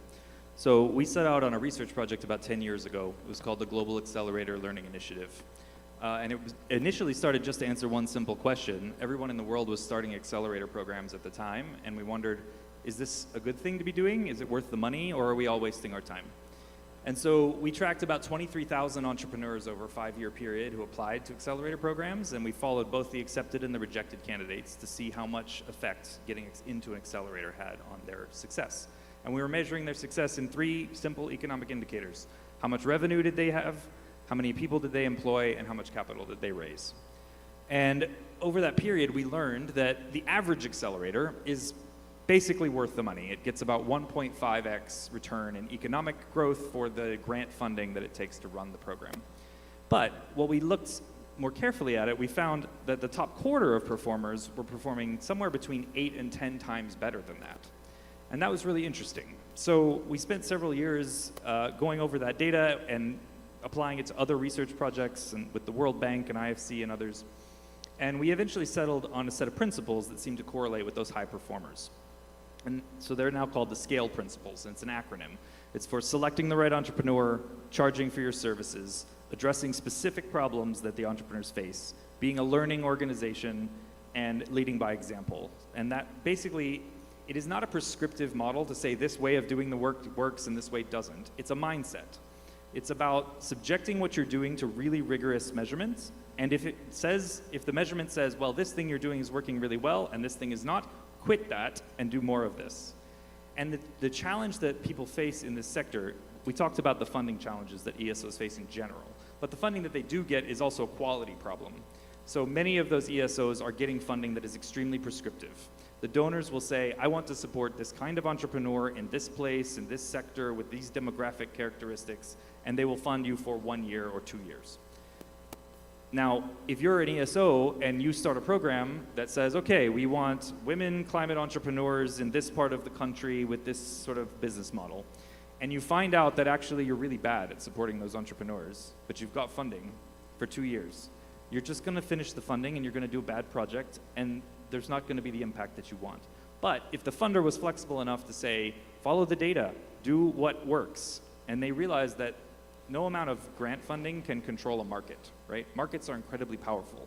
They're way bigger than the funding that we deploy in the sector, and the reason we use them as a tool is that if you steer them in the right direction and you leverage the power that they have for good, you get exponentially more impact. And that is what a good ESO can do when they follow the evidence. And the donors have to be flexible enough to say, look, we want to support this ecosystem, we want real metrics on how much they're growing the economy, and maybe we want it to be in a specific theme, but we want you to follow the data and go where it says you should go so that you can be most effective. That's sort of the change that we need to have. We need not just more funding to go to this kind of work, but we need better quality and more flexible funding that follows the data. Awesome, awesome. Thank you, Devin. And we have discussed a lot about ESOs now, but I think it's also important now that we have many startups here in the room. And this question goes to the Maris. What should startups should be doing? Where should they be focusing? A part of course, making their business model sustainable and successful. But when it comes to selling their business models and their businesses to investors, what do you think are investors today giving more importance so that all the startups that are here can have that in mind? Yeah, no, definitely. And as you said, I do believe that there's a good chunk of the audience here that are either starting a company or just thinking about it or just figuring out a way to give the first step. And we're in a region in which, if we are being completely honest, it's really hard, as you were saying before, to just jump out of the cliff and start a company, a tech company, without the support of ESOs, or just like having a part-time job or something that can help you to sustain your journey. Right now, I do believe that we're in the middle of a change of paradigm in which AI, of course, can help us to deliver quality prototypes and MVPs and mock-ups that can help us to validate if something is reaching product market fit, or if what I'm building is interesting enough or has a big enough market or TAM to actually be successful. But we were talking about the mindset before, and I do believe that in countries such as Central America or basically the rest of Latin America except Mexico and Brazil, we should be thinking about solutions that have a regional or global reach. Otherwise, we are just destined to fail or to just have middle-sized companies that will never be the success stories that all of us in this panel we need to actually perpetuate this industry that can solve a lot of our issues, right? So I do believe that to have that change of mindset, that the lines of code that we can write here in this room are the same quality, that the code that can be written in Silicon Valley or in Middle East or in Southeast Asia, and actually being ambitious enough to overtake those markets and not only thinking about how can I build something that can solve a local problem, but just to think bigger, because that's exactly the change in the mindset of the investors that is happening as well. I mean, we are competing in a global arena. The moment that we put something out there in the internet, we like it or not. We're competing with the rest of the world because after COVID, the competition and the entry barriers and whatnot, of course, there are nuances. They kind of don't exist anymore. So everything that we are putting out there, it's being scrutinized and it's being bought and it's being compared to solutions that are being built in the rest of the world as we speak. So we should have a mindset of delivering products and delivering services that can compete on a global standard. Investors are looking at it as well because we, as a fund allocators, we are competing as well with angel investors in the rest of the world that are looking at Latin America as an opportunity to expand or diversify their portfolios and whatnot. So it is important that the moment that we decide to pursue this road, we are competing with the rest of the world, and not to just limitate our own ambition, but to actually push it forward. And if we are kind of closing with calls to actions, I will actually want to emphasize that, because both, again, as an investors and as entrepreneurs, we are already competing with the rest of the world, and we should be proud of everything that we put out there. Otherwise, this is not a road that we can sustain for over a decade. Awesome. Thank you very much, Damaris. And you touch upon a topic that has been very important for us here in El Salvador, and from the government perspective, we've been pushing exactly for that, so that our startups can see El Salvador local, international. I have to take the space for some marketing here. But the fact that startups here, this is the place to test their ideas. It's a small country. It's a country where we're all connected. Almost, if we're not a family member, we know each other. And then this is the opportunity to go from here to Central America, Mexico. Why don't think Africa? And this is something that is what we promote in a small country like El Salvador. So I take these opportunities for those startups that are here in the audience. El Salvador has the environment to be successful, to test. We have the incentives that were recently adopted, 15 years of no income tax, 15 years of no municipality taxes, no tariffs for the imports of goods that are going to be necessary for the development of your business model. So, but I'm glad to hear from you that that's also something that, from the investor's perspective, is key. So now, after this big commercial, I'll go back to Jonathan, and I would like to know if you have something to add in terms of what should ESOs should be doing, what should startups should be focusing on, and then we will close with some call to action from each one of our panelists. Well, just a couple of observations. One thing in response to this notion of we're competing. I mean, I know many of your opposite numbers of 500 around the world, and I get that, but I think there needs to be an approach in Latin America that we're not competing with the rest of the world, we're collaborating with the rest of the world. And I realize that sounds a little bit like, you know, competition? PR, you can call it that if you want, but the point is there is so much to learn from the rest of the world, especially in the ESO conversation. It should be about how are we partnering more? How are we getting organizations like ours to sort of contribute to that global framework? And this is a little bit, because it's the DNA of our organization. You know, we think globally first and locally second. You know, we're looking at global benchmarks. We're looking at overall global economic growth. We're looking at, you know, how can governments teach governments how to be disruptive?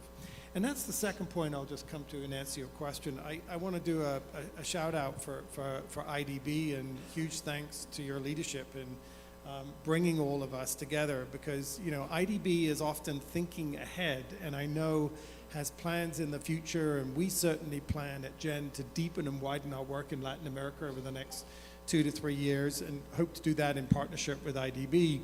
But one of the things IDB is recognizing is the importance of empowering more robust ecosystems. And I would just point out, there is a whole field of attention being given to this in the United States right now. And I'm typically talking on a global level rather than on a US level, but I want to just bring to the attention of there is some extraordinary lessons to learn from the United States, where there are new organizations that are building models around how do you build entrepreneurial ecosystems. We highlighted them at our annual conference last June. You know, we've highlighted a lot of the, 12 to 16 globally recognized best models for doing this. But one of the things that they're doing, which is interesting and something for you to all think about, and especially if IDB takes the leadership on this, and I didn't ask for permission from IDB to say this, but is that they're pooling funding to come to the challenge that was raised by Devin earlier. Funding needs to be flexible because governments are getting disrupted at an extraordinary pace. We know, and they're disrupting themselves. That's not destruction, that's disruption. And AI is disrupting everything that we're doing. And so you can't have these rigid models of funding anymore. And the only solution they've come up for in the poorly funded ESO markets in the United States was to say they're trying to create a fund of funds for ESOs so that they can move quickly and in a more flexible and adaptable way to respond to the kind of data that Devin and Pierre are putting out there about, you need to pivot and adjust and adapt. So I would come back to that point. I hope one of the things that we can contribute to this equation is very much one around Latin America should collaborate and cooperate with the rest of the world. There's so much for people to learn from Latin America, and there's so much vice versa. I think all boats rise on an incoming tide, to use the well overused adage. But I do think I'm extremely excited about the future, because when something like AI comes along, or indeed, dare I say it, when disruptive governments come along, and it's not just the Trump administration, for example, that's disrupting our field, you know, you have to look at, you know, as someone once said to me, that adage, you know, the barn's burnt down, now I can see the moon. And I think that's what we have to think about. Someone's changing all the rules. And entrepreneurs love this. They thrive when someone shakes up all the rules. They say, hey, what was not viable last week might be viable next week. So I think we have to allow that disruption to happen. We have to allow it to be global in insight. And if I had one request on this panel around, you know, efficacy of our data, let's have global benchmarks. We really need to make sure that everybody in a local community can compare themselves, if they need to what should be a standard industry performance. Thank you very much, Jonathan. So before I go through the closing conclusions and a summary of what we have discussed, I would give a sentence to each one of the panelists on a call to action. 2 sentences, if that's okay. What should we all be doing? I would say stay out of a hero mindset and think from a community perspective. And that goes for whether you're an entrepreneur or an ecosystem actor. Don't try to be a hero, build a community that supports you in your journey, and strengthen the institutions that will help more people walk that path after you. Awesome. Join us. Join us. We have an initiative called ESO.seedstars.com. It's a ESO alliance. So any ESO that wants to be part of that change and leveraging tech and methodologies to basically improve the ecosystems, you're more than welcome. Awesome. Jonathan. Well, if there's license for a commercial, I'll say join us, because we love to align and collaborate. GenGlobal.org, we have something called Gen Connect, where you can connect with other ecosystem builders around the world. You can connect with investors and mentors and founders. But the last comment I'll leave it on is just to say we're bullish on Latin America, and do not doubt for a second that this region is a globally competitive region, and that there is much more work for people like our organizations to do here in Latin America, which gives us a lot more rewarding pleasure than working in some of the markets that have already figured it out. So tell us what help you need. We'd love to share experiences from others who've tackled the same problems around the world, and we're here to help. Thanks. Thank you. Damaris. Sounds like we do need a lot of alignment between everyone that collaborates in their own, like from their own particular perspective in this ecosystem. So I would say that alignment is important, but also be more ambitious. I do believe that we need global ambition in order to keep learning from other regions, but be competitive enough to actually improve how we perceive our own region. And the narrative is within ourselves. So it's our responsibility to change that. Awesome. Thank you very much to all of you. Just a super short wrap up. I know we have 1 minute left. Just to conclude, I think it has been clear that ESOs are an important, if not vital, pillar for any innovation ecosystem. Funding is necessary, and the flexibility in the funding, it's also very important. Something that is really amazing is to see how we talk a lot about AI and the role of AI in our startups, but here it has been clear that AI is also something very important for ESOs to make sure that they increase the coverage and the quality of their services. Methodologies, measurements, rigorous data, benchmarks, all of these words have been repeated many times in our conversation, demonstrating the importance of working in this area, science too, in order to make sure that we understand, we clearly understand what are the role of ESOs and how we can improve their performance. More showcasing of what is happening in the Latin American region. Perhaps it's something that we can keep the conversation ongoing to make sure that everyone knows that there is a lot of potential in Latin America and the Caribbean, and a lot is currently already happening. And last, public sector involvement. I love how you said it. There has to be we're not going to become a startup. Governments are not going to become a startup, although as El Salvador we feel we're a startup. But the involvement and the backup that a government can provide, and the regulatory framework that comes from the government, and the access to finance efforts are also very important in making sure that our innovation ecosystems are stronger, and then more and more we're seeing a larger quantity of startups being successful locally and internationally. Thank you very much for your attention, and thank you to the panelists.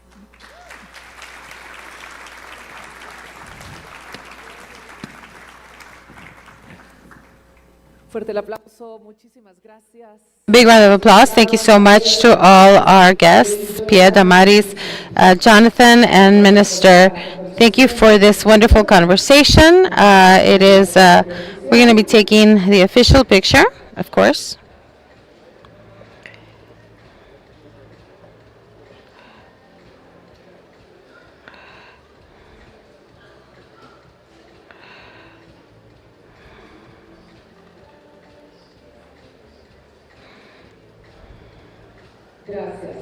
Thank you very much.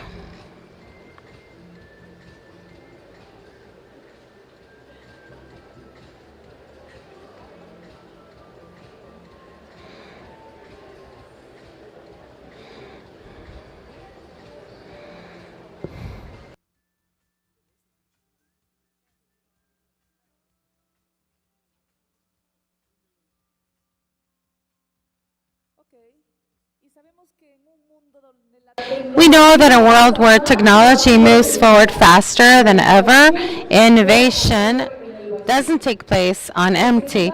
We need frameworks that promote it, that drive it, policies that promote it, and the mindset where it's stated that you don't wait for the future, you build it. Public and private sector aren't only regulators, they're architects of the conditions that allow for ideas to prosper, talent to flourish, and for solutions to scale in a real impact. Now more than ever, the public sector has the opportunity and the responsibility of becoming a promoter for innovation. We realize it can be a very strategic ally for entrepreneurship, investment, and digital transformation. And it is precisely because of that that we open up this session with a key question that it's important that we take a note of, because it's a question that many individuals and agencies may ask themselves when discussing public sector, and that is why the public sector is so vital to facilitate innovation in the digital era. So much so that for this inspiring plenary and session, which will be held in Spanish, so make sure that if you need interpretation, you go back and get one. I'm going to call to the stage Siim Siget, Informations Director from the Estonian government and partner of a Digital Nation. Welcome. Welcome, Siim.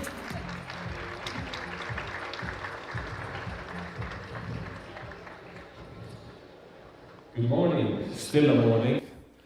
Lovely to meet you, lovely to be here, and as they say in Monty Python, now for something completely different. As this whole event is really about celebrating, how innovation can spur up from private sector, I was asked to share a view to complement that, how public sector actually can also be the engine for innovation, going back all the way to my own native Estonia, where I had the privilege of serving in the government for a while.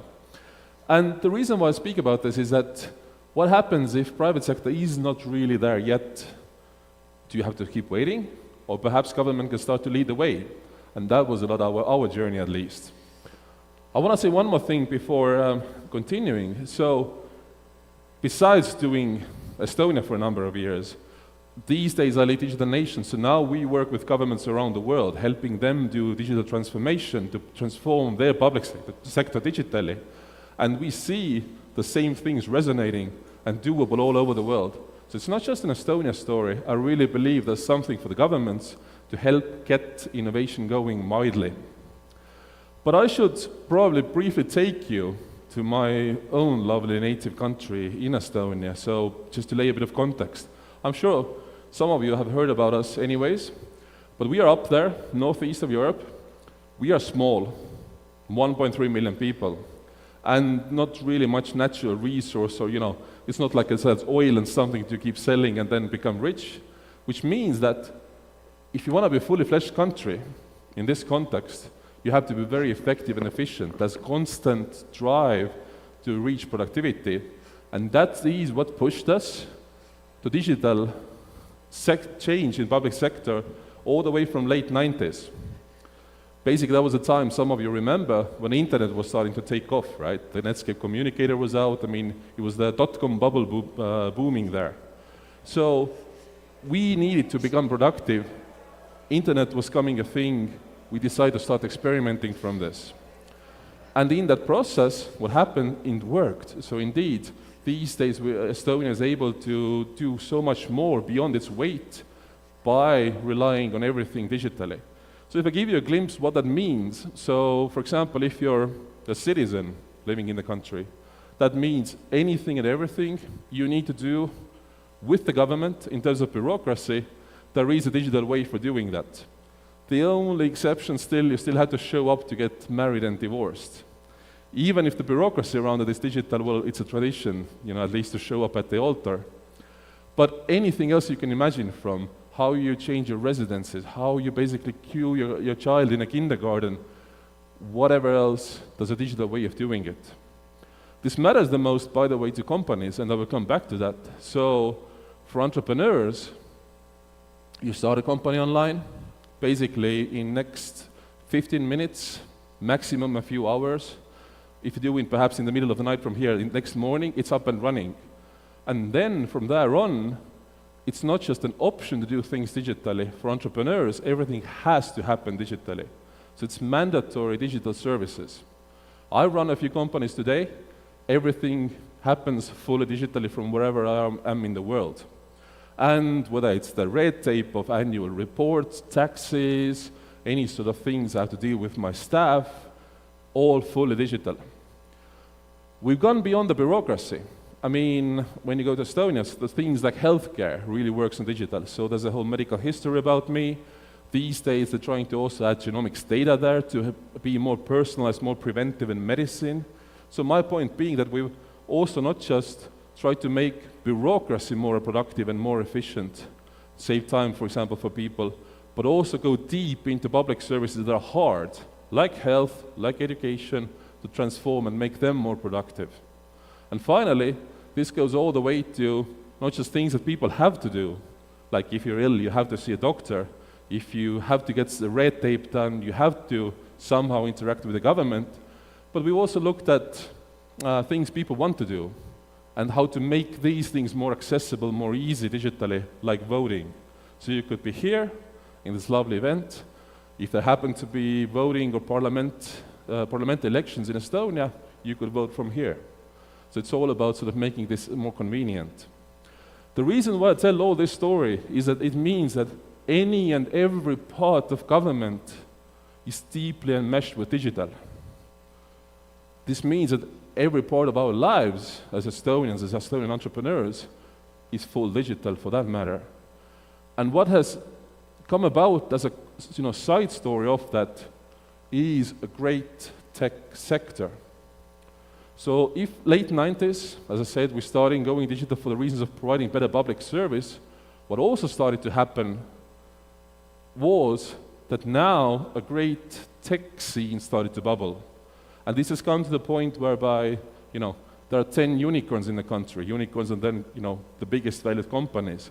There's a very vibrant tech scene overall. The same services that have been built up in Estonia into the public sector, these are now being brought to 150 countries around the world in terms of experience, solutions, and so forth. ICT exports is really the driving engine of service exports. And this grew because there was more government doing more digitally. This grew because basically there was an innovation engine that got running. And from all this context, I want to really talk about 4 ways this happened, and 4 ways it can happen in any country, I believe. First of all, what happened was that as government started to push things to go digital, this meant that in some ways the whole country was becoming more embracing for digital solutions. As simple as that. So it wasn't just like a niche thing, but for example, if we made something like taxes happen digitally, taxes is something that, at least in my country, everybody has to do. Every entrepreneur, every company will have some interaction with the tax office, with the customs office. As now these things became more digital, that meant that the way of doing things digitally became part of these companies' daily lives. That made them embrace next solutions better, be it sort of online bankings or whatever have you not. So basically, as government was pushing bureaucracy to go digital, that grew the habit of embracing digital into other aspects. And from that, more and more private sector innovation and solutions started to find a ground in terms of acceptance. This hasn't stopped. For example, this is the reason why Estonian government still has been on the forefront trying to spearhead artificial intelligence adoption. So for example, the government program currently going on to make sure that every service is available through virtual assistants or agents in your phone, your fridge, whatever, part of it also serves that now there's this acceptance growing for these sort of solutions from private sector. People get used to doing things digitally, and government can support and spearhead this if need be. Second way it happens, and I do hope that this is very known, but I know that it always isn't. The best and greatest way how governments can support digital innovation happening at large is by providing platforms. These days, if you go to any sort of GovTech event, if you go to any sort of government event, people talk about DPI, or digital public infrastructure, and for good reasons. Estonia and a number of other stories show if you build platforms, reusable building blocks, components that all different parts of government can reuse, if you make them usable also in the wider economy, private sector can really build on this and have easier, lower innovation costs, have easier way of churning their services out. So what's the stuff I'm talking about? The easiest is digital identity. Right? So the fact that if there's a common way to authenticate your users online, in Estonia and in many other countries, this also serves as a way to digitally sign any transaction. For example, if you need to do a contract, B2B, B2C, you sign with a digital ID. This will hold in court if done securely. So this enables now any and every interaction in the whole of economy to go fully end-to-end digital. Like in my own country, in my life as an entrepreneur, I don't sign anything on paper. I was checking in the hotel here yesterday. I had to think, how does my signature work? Because you just do it digitally otherwise. And it's been enabled by this great infrastructure. I mean, why it's called DPI? Well, just like infrastructure, like the roads. It's the building blocks that help all of the economy to go digital. Identities have been lots said about. The other amazing DPI platform is basically you can do a platform for data sharing. Some of you may have heard about an Estonian-born X-Road, which now runs as the backbone of data sharing in some 30 countries around the world. Basically, this is a common way to share data. A protocol, a tech stack, also like governance mechanisms around for secure data exchange between whatever parts, so that you can have end-to-end seamless interactions with the public sector or also with the private sector.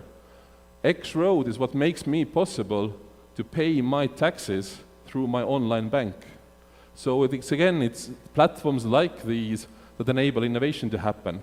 It's platforms like these that, for example, allow personalized medicine to come together, because you can combine now data from my health app with my national health record, and new solutions can come from there. But it's not just data exchange. I think there's way more that can be done on that. Digital identity is booming around the world already, but anything that government does, builds as a digital system, can be a platform if built this way, if made reusable, and if really promoted this way. So think about even something like paying taxes. That can be a platform whereby new tax products can emerge from. So that's a way we should be perhaps doing stuff in governments. Whatever we build to be reusable, available as a platform. The third thing, governments can digitally also do stuff, concrete initiatives, to literally boost innovation to happen. So these are things you design on purpose to bring about private sector innovation. So a few examples I can share here. One thing is Estonian initiative that I had the privilege to be part of, e-residency. E-residency, in a nutshell, means that anyone in the world, including all of you, you can apply and virtually become Estonian because you get the Estonian digital ID.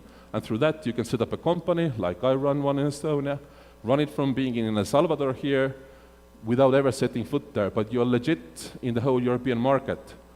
Basically, the initiative was, let's make all of Estonian digital government services available for the next user group. Let's invite entrepreneurs of the world to use Estonia as a business base. And through that, let's enable private sector to offer their services on top. So now, this e-residency has become a booming platform whereby new digital services from private companies of all different sectors pop up, because now there's a new customer group that didn't exist before, and it was brought to the market by government initiative to bring in, basically to give out more digital IDs to folks who might otherwise not get it. Another example that I have here is something Estonia is doing called real-time economy. It's basically putting in place different solutions, protocols, collaboration mechanisms for data sharing to happen more between government and also between businesses. So think about something like electronic invoices. It's not the PDF invoice you get in your email, but full machine-readable invoice. So from a point you ship your product out, to then when the payment happens, this can be without any human intervention. If there's a standardized invoice running through the system, and the next actions are triggered by this.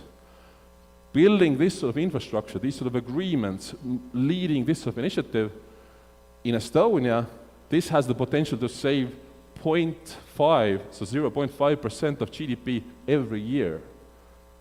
And it allows next products to be born on top of this.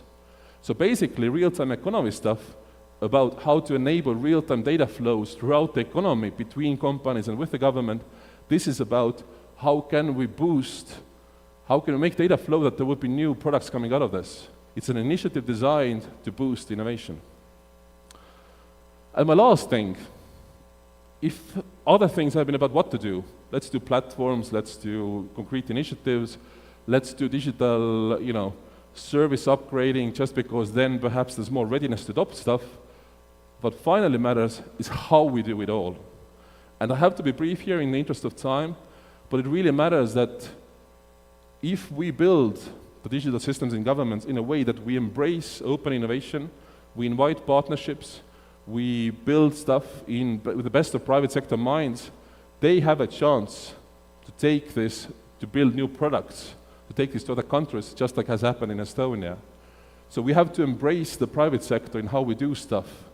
Even though that doesn't mean fully outsourcing things. I think there's a whole conversation to be had. There's many examples from the world how governments have gone too far, but embracing the partnership and building it in a way that whereby it doesn't have to be invented in an office, in a government building. Rather, let's figure out ways how to work with the best of talent out there. One Estonian way of doing that was something we called the testbed framework. We literally, when we started doing artificial intelligence about 5 years ago in government, we said, anybody who's active in this space, come bring your ideas, come bring your products, your expertise, will offer our government as a sandbox and a platform for testing stuff. And that's how we got the use cases and AI adoption rolling. Basically, by embracing that others come now play and build things with us. So what I want to leave you with is this. There's a lot what governments can do. Public sector digitalization, it can bring many public sector value, but if done in a way and with the right mindset to boost also private innovation, basically digital government can be the catalyst for the whole digital economy to boost and be born. Thank you.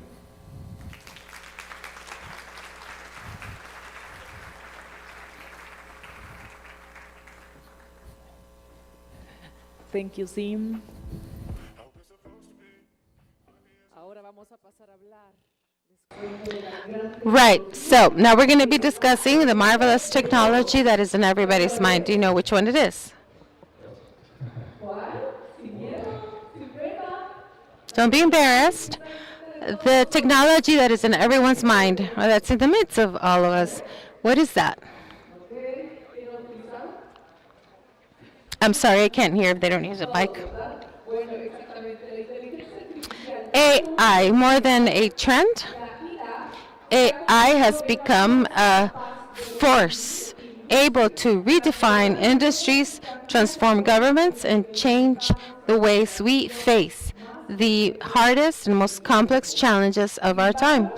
However, and I do believe this to be true, its true power does not reside in only in its technical capacity or ability to move forward, but rather in the intention with which it has been designed and put at the service of all of society. I know that around the world there are multiple laws that are coming up that show that AI can be a strategic ally to address real problems from education, health, security, even the environment, and economic inclusion when it's led by a common purpose. But the question that leads us today, and that goes beyond technology, how can the region shape an AI with the purpose of solving public problems and to minimize their impact? So let's welcome Luis Adrián Salazar, ex-Minister of Science, Technology, and Telecommunications of Costa Rica. With him is Deborah Galinda, Public Policy Manager for Metas in Central America and the Caribbean. And to moderate this conversation, Pilar Girón Dávila, VP of HR and Digital Transformation of the IDB. To all three, welcome.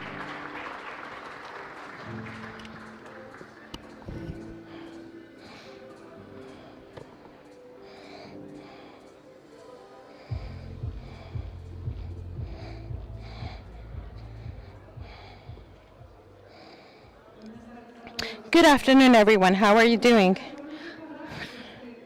All that separates us from our lunch is this panel. So I really do hope that you pay attention to what we're going to be sharing and what we will be discussing.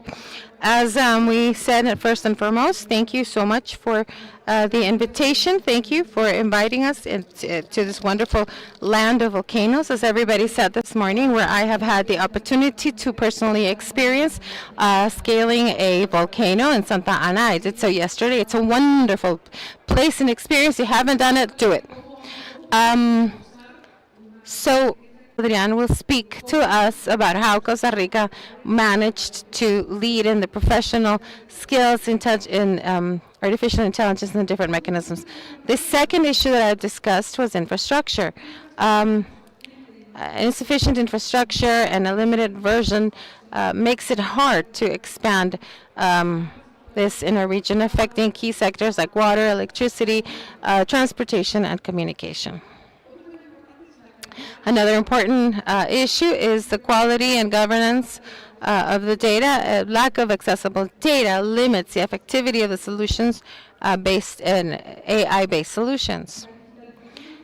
Digitalization affects not only technology, but rather production, education, public services, as we have discussed. And it is very important when we speak of infrastructure to have access to connectivity. Another report published by the IDB called Disconnected, published this year in 2025, establishes that 38% of the population of Latin America and the Caribbean don't have access to internet, even in spite of the fact that there is a signal where they live. And the last subject is governance. And we're going to talk a lot about this. When we speak of governance, we talk about the existence of policies that regulate and agreements and macros that regulate. In El Salvador, early this year, the law for the promotion of AI was approved, and and also an AI agency was created. The region must promote ethical frameworks that guarantee the responsible use of intelligence to promote equality and to personalize solutions to local needs. Only then will AI be able to become a powerful tool for sustainable development and growth for Latin America and the Caribbean. I'll stop speaking because to speak about these two things, there's two people who know so much more than I do, definitely. We have Deborah Galindo, who is the public policy manager for Meta, Central America and Caribbean, Luis Adrian Salazar, which is the ex-minister of Science, Technologies, and Telecommunications in Costa Rica, and he's a habitual speaker in all issues pertaining AI and digitalization. So they will speak about this so much better than myself. And the first question that I'd like to ask to both of them, because we have seen the name of the panel in that, what is an AI with purpose? What do we want to say with this? What does it mean for each of you? We're going to start with Deborah. Thank you. Greetings to everyone. Thank you for having me. I'm glad to see familiar faces with people that we've worked with in Meta and share this panel with Adrian that I've worked with closely and to share these spaces. When we talk about artificial intelligence with a purpose, from Meta, we look at it as the use of technology to solve challenges or problems that we may have in economic or social ambit. This means that technology should be used to reduce the digital gap, not to make it grow, that can help create an egalitarian ecosystem and that attacks challenges and opportunities that can exist from a local perspective. We don't believe in creating a technology that that people can have the opportunity and power to get a technology that they can adapt to local needs. There is a number of challenges that we have when it comes to this type of technology or this type of opportunities with AI. For example, we have infrastructure and having the access to infrastructure connectivity in remote areas that are not capital cities and marginalized areas.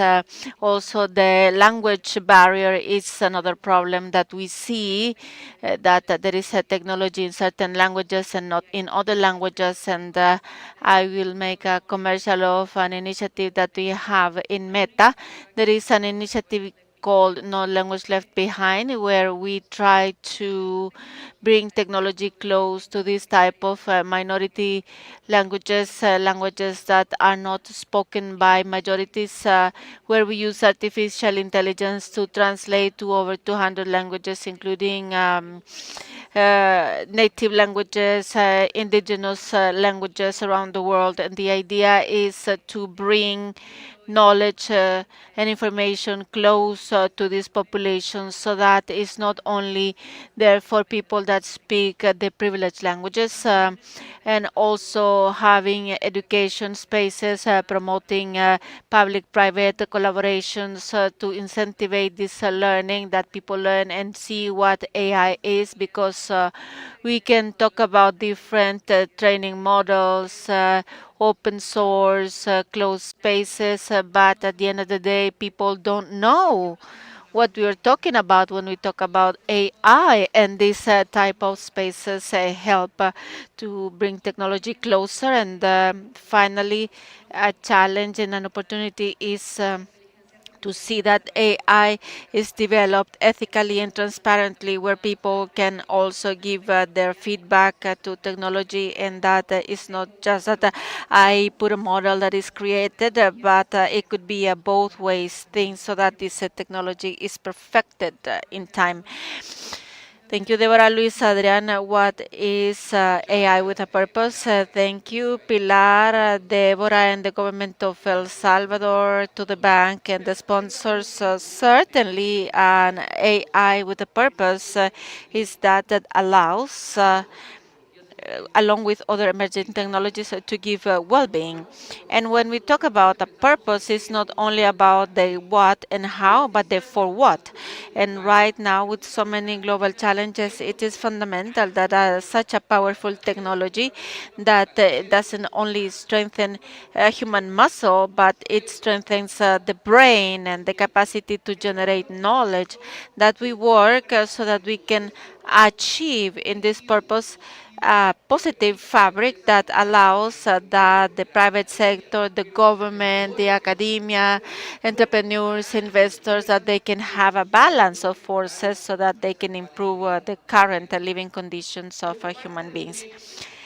If we don't have the person at the center of the technology, we will have the wrong path, because if we are hyper digitalized, it is of no use if we are disconnected to people. So AI with a purpose should work to improve the capacity to solve problems, the search for a well-being, and how we can be more productive, how we can help the companies so that with the budgets that are limited, that they can potentiate those research and development capacities, so that we can have a differentiation in such a highly competitive world. And while we sleep, there are millions on the other side of the world that are thinking and innovating. So these capacities, without forgetting that this purpose is accompanied by the talent and education that you mentioned, Pilar. Now that you talk about that, Costa Rica has been a country that has had a relevant digital transformation, and I wanted to ask the following question. The importance of public-private collaborations to make sure that you make more progress in infrastructures, in the development of talent, and everything related to this digital transformation. What would you say about this?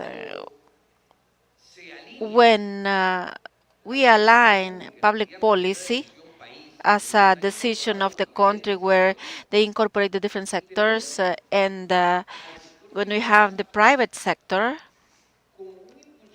as a promoter of different elements. One is generating an investment so that we can potentiate in small and medium companies, planning to see where we are going and what are the business areas that we should potentiate.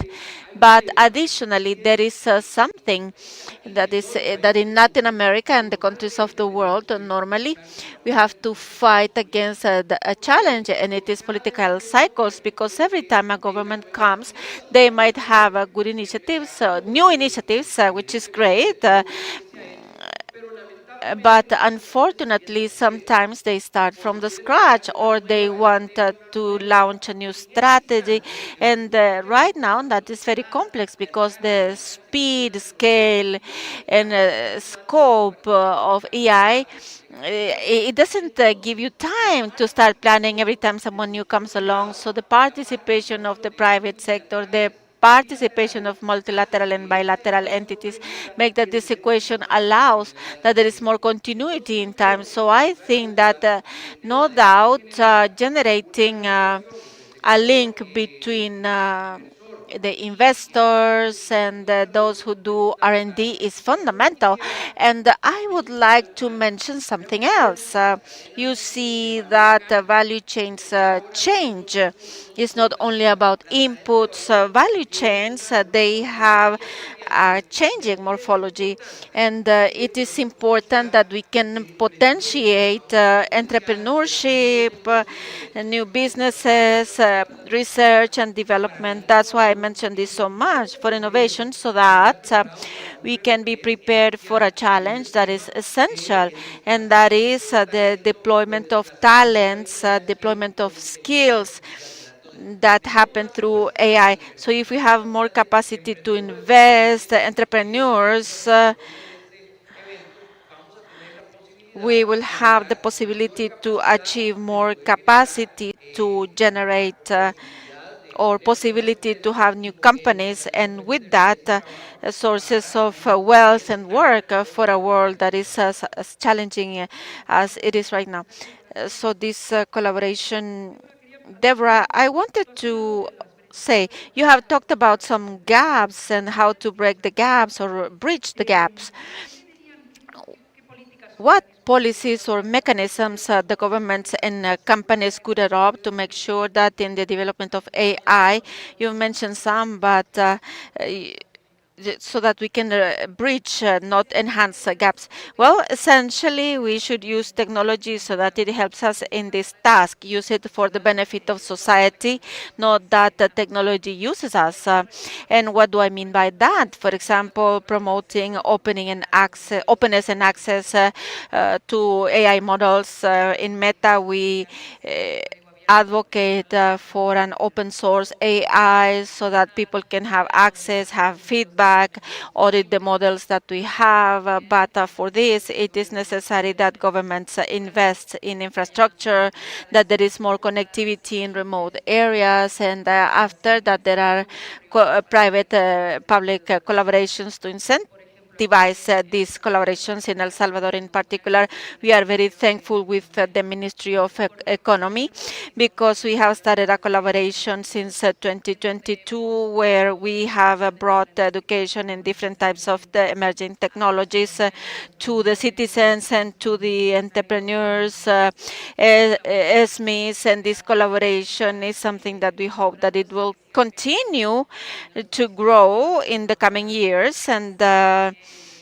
even more now because AI is growing so much, and we believe that something that can help is collaborating with the civil society, the academia, expert. The debate about the use of technology and how it can be used is a debate that has to include all the voices. We cannot expect just to have the government perspective, the private perspective, but we need opinion leaders, the communities that are facing all these challenges that can come out of this technology, to create technologies that are more inclusive. Great. Now that you speak about open source, El Salvador stands out as one of the countries that stand out in the region in terms of open source. I go back to you, Luis Adrian, because Costa Rica stood out and led the strategy of digital transformation towards the Costa Rica of the bicentennial. There are many lessons that have been learned that could be applicable to other countries of the region, the Latin America and the Caribbean. What can you share, like some lessons that could be applied to other countries that are in that process or in that path? What I can recommend is that we think about the co-creation of value with a purpose. Since we are talking about purpose, there can be this capacity to interact in an ecosystem where each of the elements can contribute positively. I was an IT engineer, but I just learned one concept in 6 years in IT, in the university. I just One system is a series of elements that coexist to achieve a goal. This that I have mentioned is fundamental because I believe that each one in the ecosystem, we need to put our maximum capacities to achieve a collective benefit, and there is an element that is indispensable. And without it, you secure failure or delay, and that is not having the highest level support. For example, El Salvador is an excellent example of how the president supports and understands what is happening. That's why the country is moving forward in a technological development in the board of directors, the president, or in the company, the executive management. If you don't have the highest support, it's going to be difficult. When I was a minister, I was in a cabinet of 20 ministers. If each minister had 5 priorities, it was 100 priorities, so nothing was a priority. So that is where the the highest level that they can decide on the order of priorities, because then there are resources, possibilities to coordinate, there is governance, a mandate, and there is something that is fundamental, which is you plan, you execute, and you measure. Because often we say what we have to do, but we don't measure, and we have to measure just like investors when they have an opportunity to potentiate and feed a company, an idea that could be a unicorn, and they need the security that the different steps evolve. I think we need to measure, and this measurement helps us to make corrections, and then we have a spiral of growth. This is what we should aspire to. As a region, this is what we should have, and we should cooperate with each other, because when we get out of an event, we say we are going to cooperate, but then the next day, well, the tasks consume us, and then the next day we get together and see what we didn't do together. So collective work is fundamental if we want to grow, and we need the support of the highest authorities. And lessons learned, we have to have a clear direction, because we fail in implementation, in defining a governance, but we have to implement and manage this roadmap that is clear, and that there is a collaboration aspect in a private, public sector, civil society, that will help us to have a clearer roadmap, and that things are measured, that we will measure results, so that we can make the necessary corrections at the right time. We have to measure. What you don't measure does not exist. So another question for Deborah, focus on the role of the public policies. Because of your work and knowledge, the role played by public policies at the regional level, so that this innovation in AI is aligned to these objectives and purpose, with these local values and the priorities that we have in the region. Yes, great, thank you. I am part of the public policy area. We try to promote a harmonization between regulations from the governments with technical capacities that we have in the platforms. And what we believe is that it is necessary to have a regulation in AI, but this regulation should be very clear and flexible, because it's a technology that is evolving every day, all the time. Regulating AI as it is right now is going to be obsolete tomorrow. Companies are perfecting our processes, and we believe that it is fundamental to have a dialogue where we include many voices when it comes to AI and public policies, and not only considering the perspective of the regulator or the private sector. Each of them have their particular interest, but also including experts, the academia, and local voices, because we don't believe that there is a model that fits for all countries. In Latin America, we share some similarities. We share a language. We have a similar background, but our cultures, our context, and even our day-to-day is quite diverse.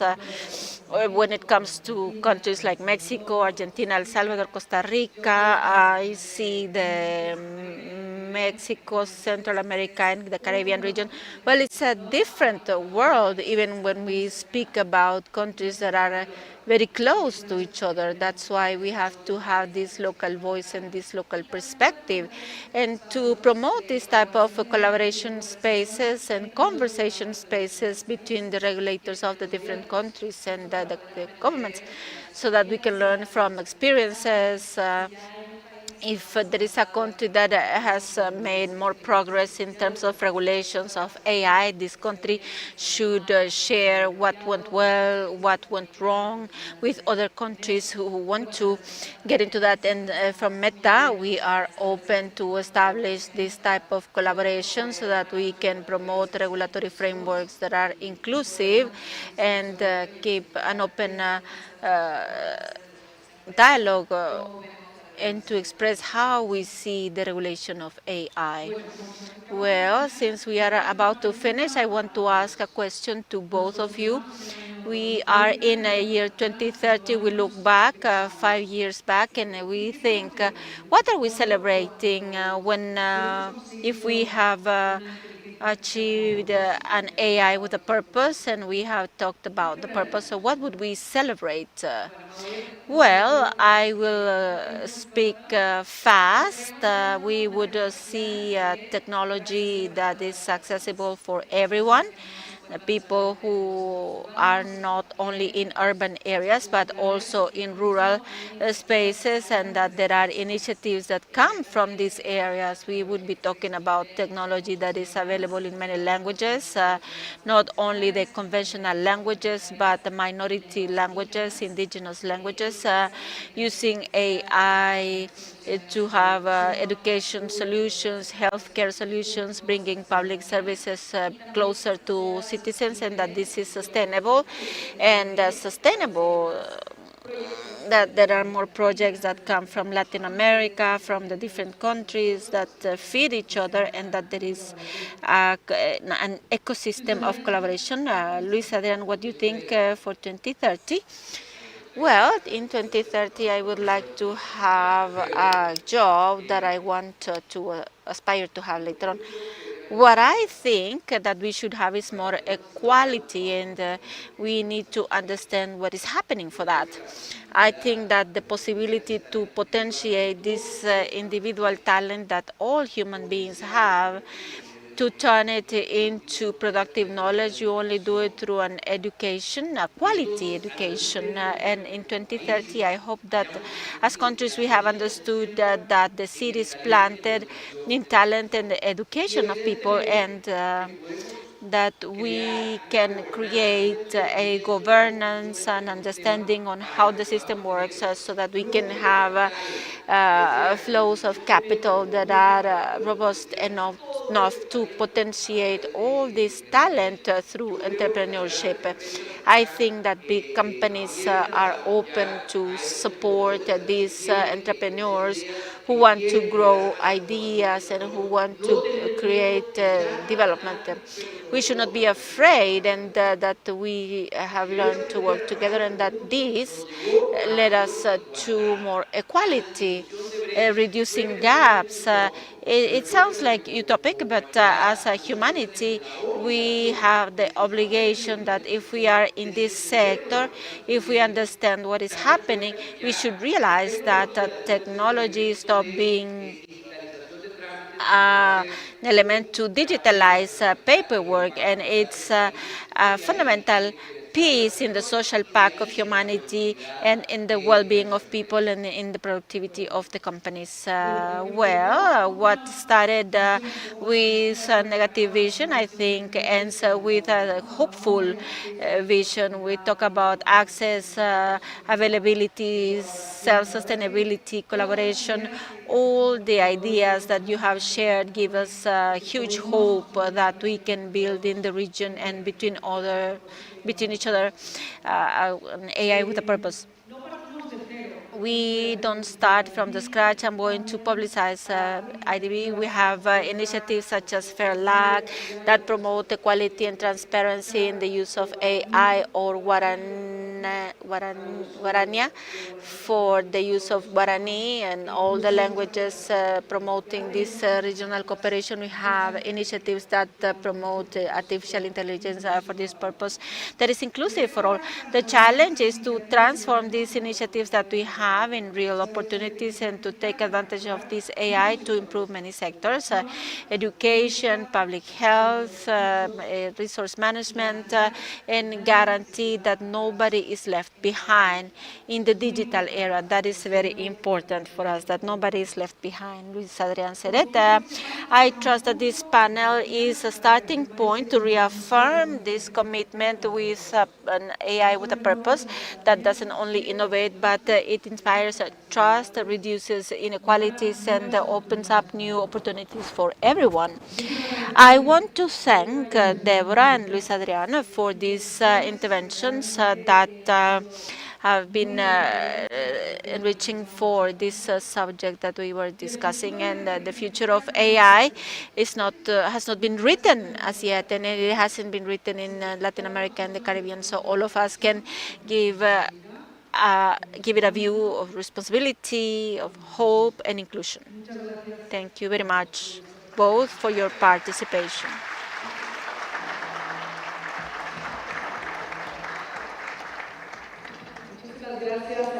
Thank you very much, Luis Adrián, Deborah, and Pilar, for this inspiring and interesting conversation.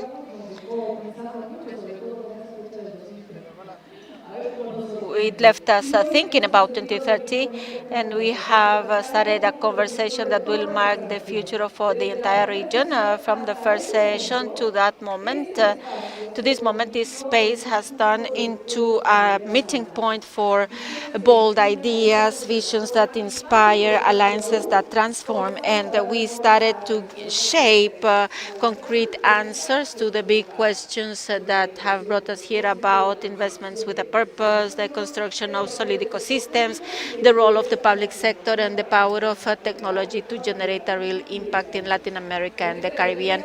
And with this energy that we are generating here, this doesn't stay here, but it makes echo in the entire country, a country full of strength. And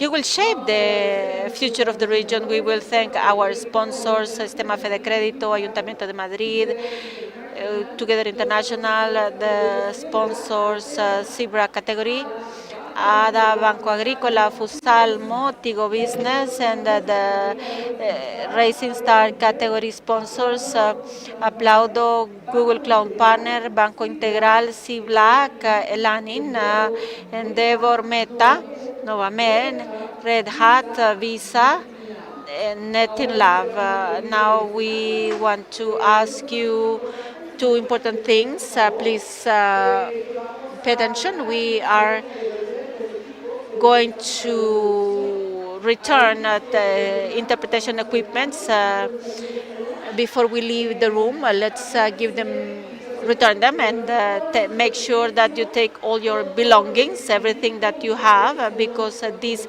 room will be transformed into a different format, so you can check the agenda in the app or in the website of Get Forum 2025. This will continue at 2:30, and you are invited. We will start at 2:30, and now it's lunchtime. We invite you to a delicious lunch. next to the swimming pool. There is a lunch area, and the other one in the Mesoamerica room. So hopefully you continue to experience this Get Forum.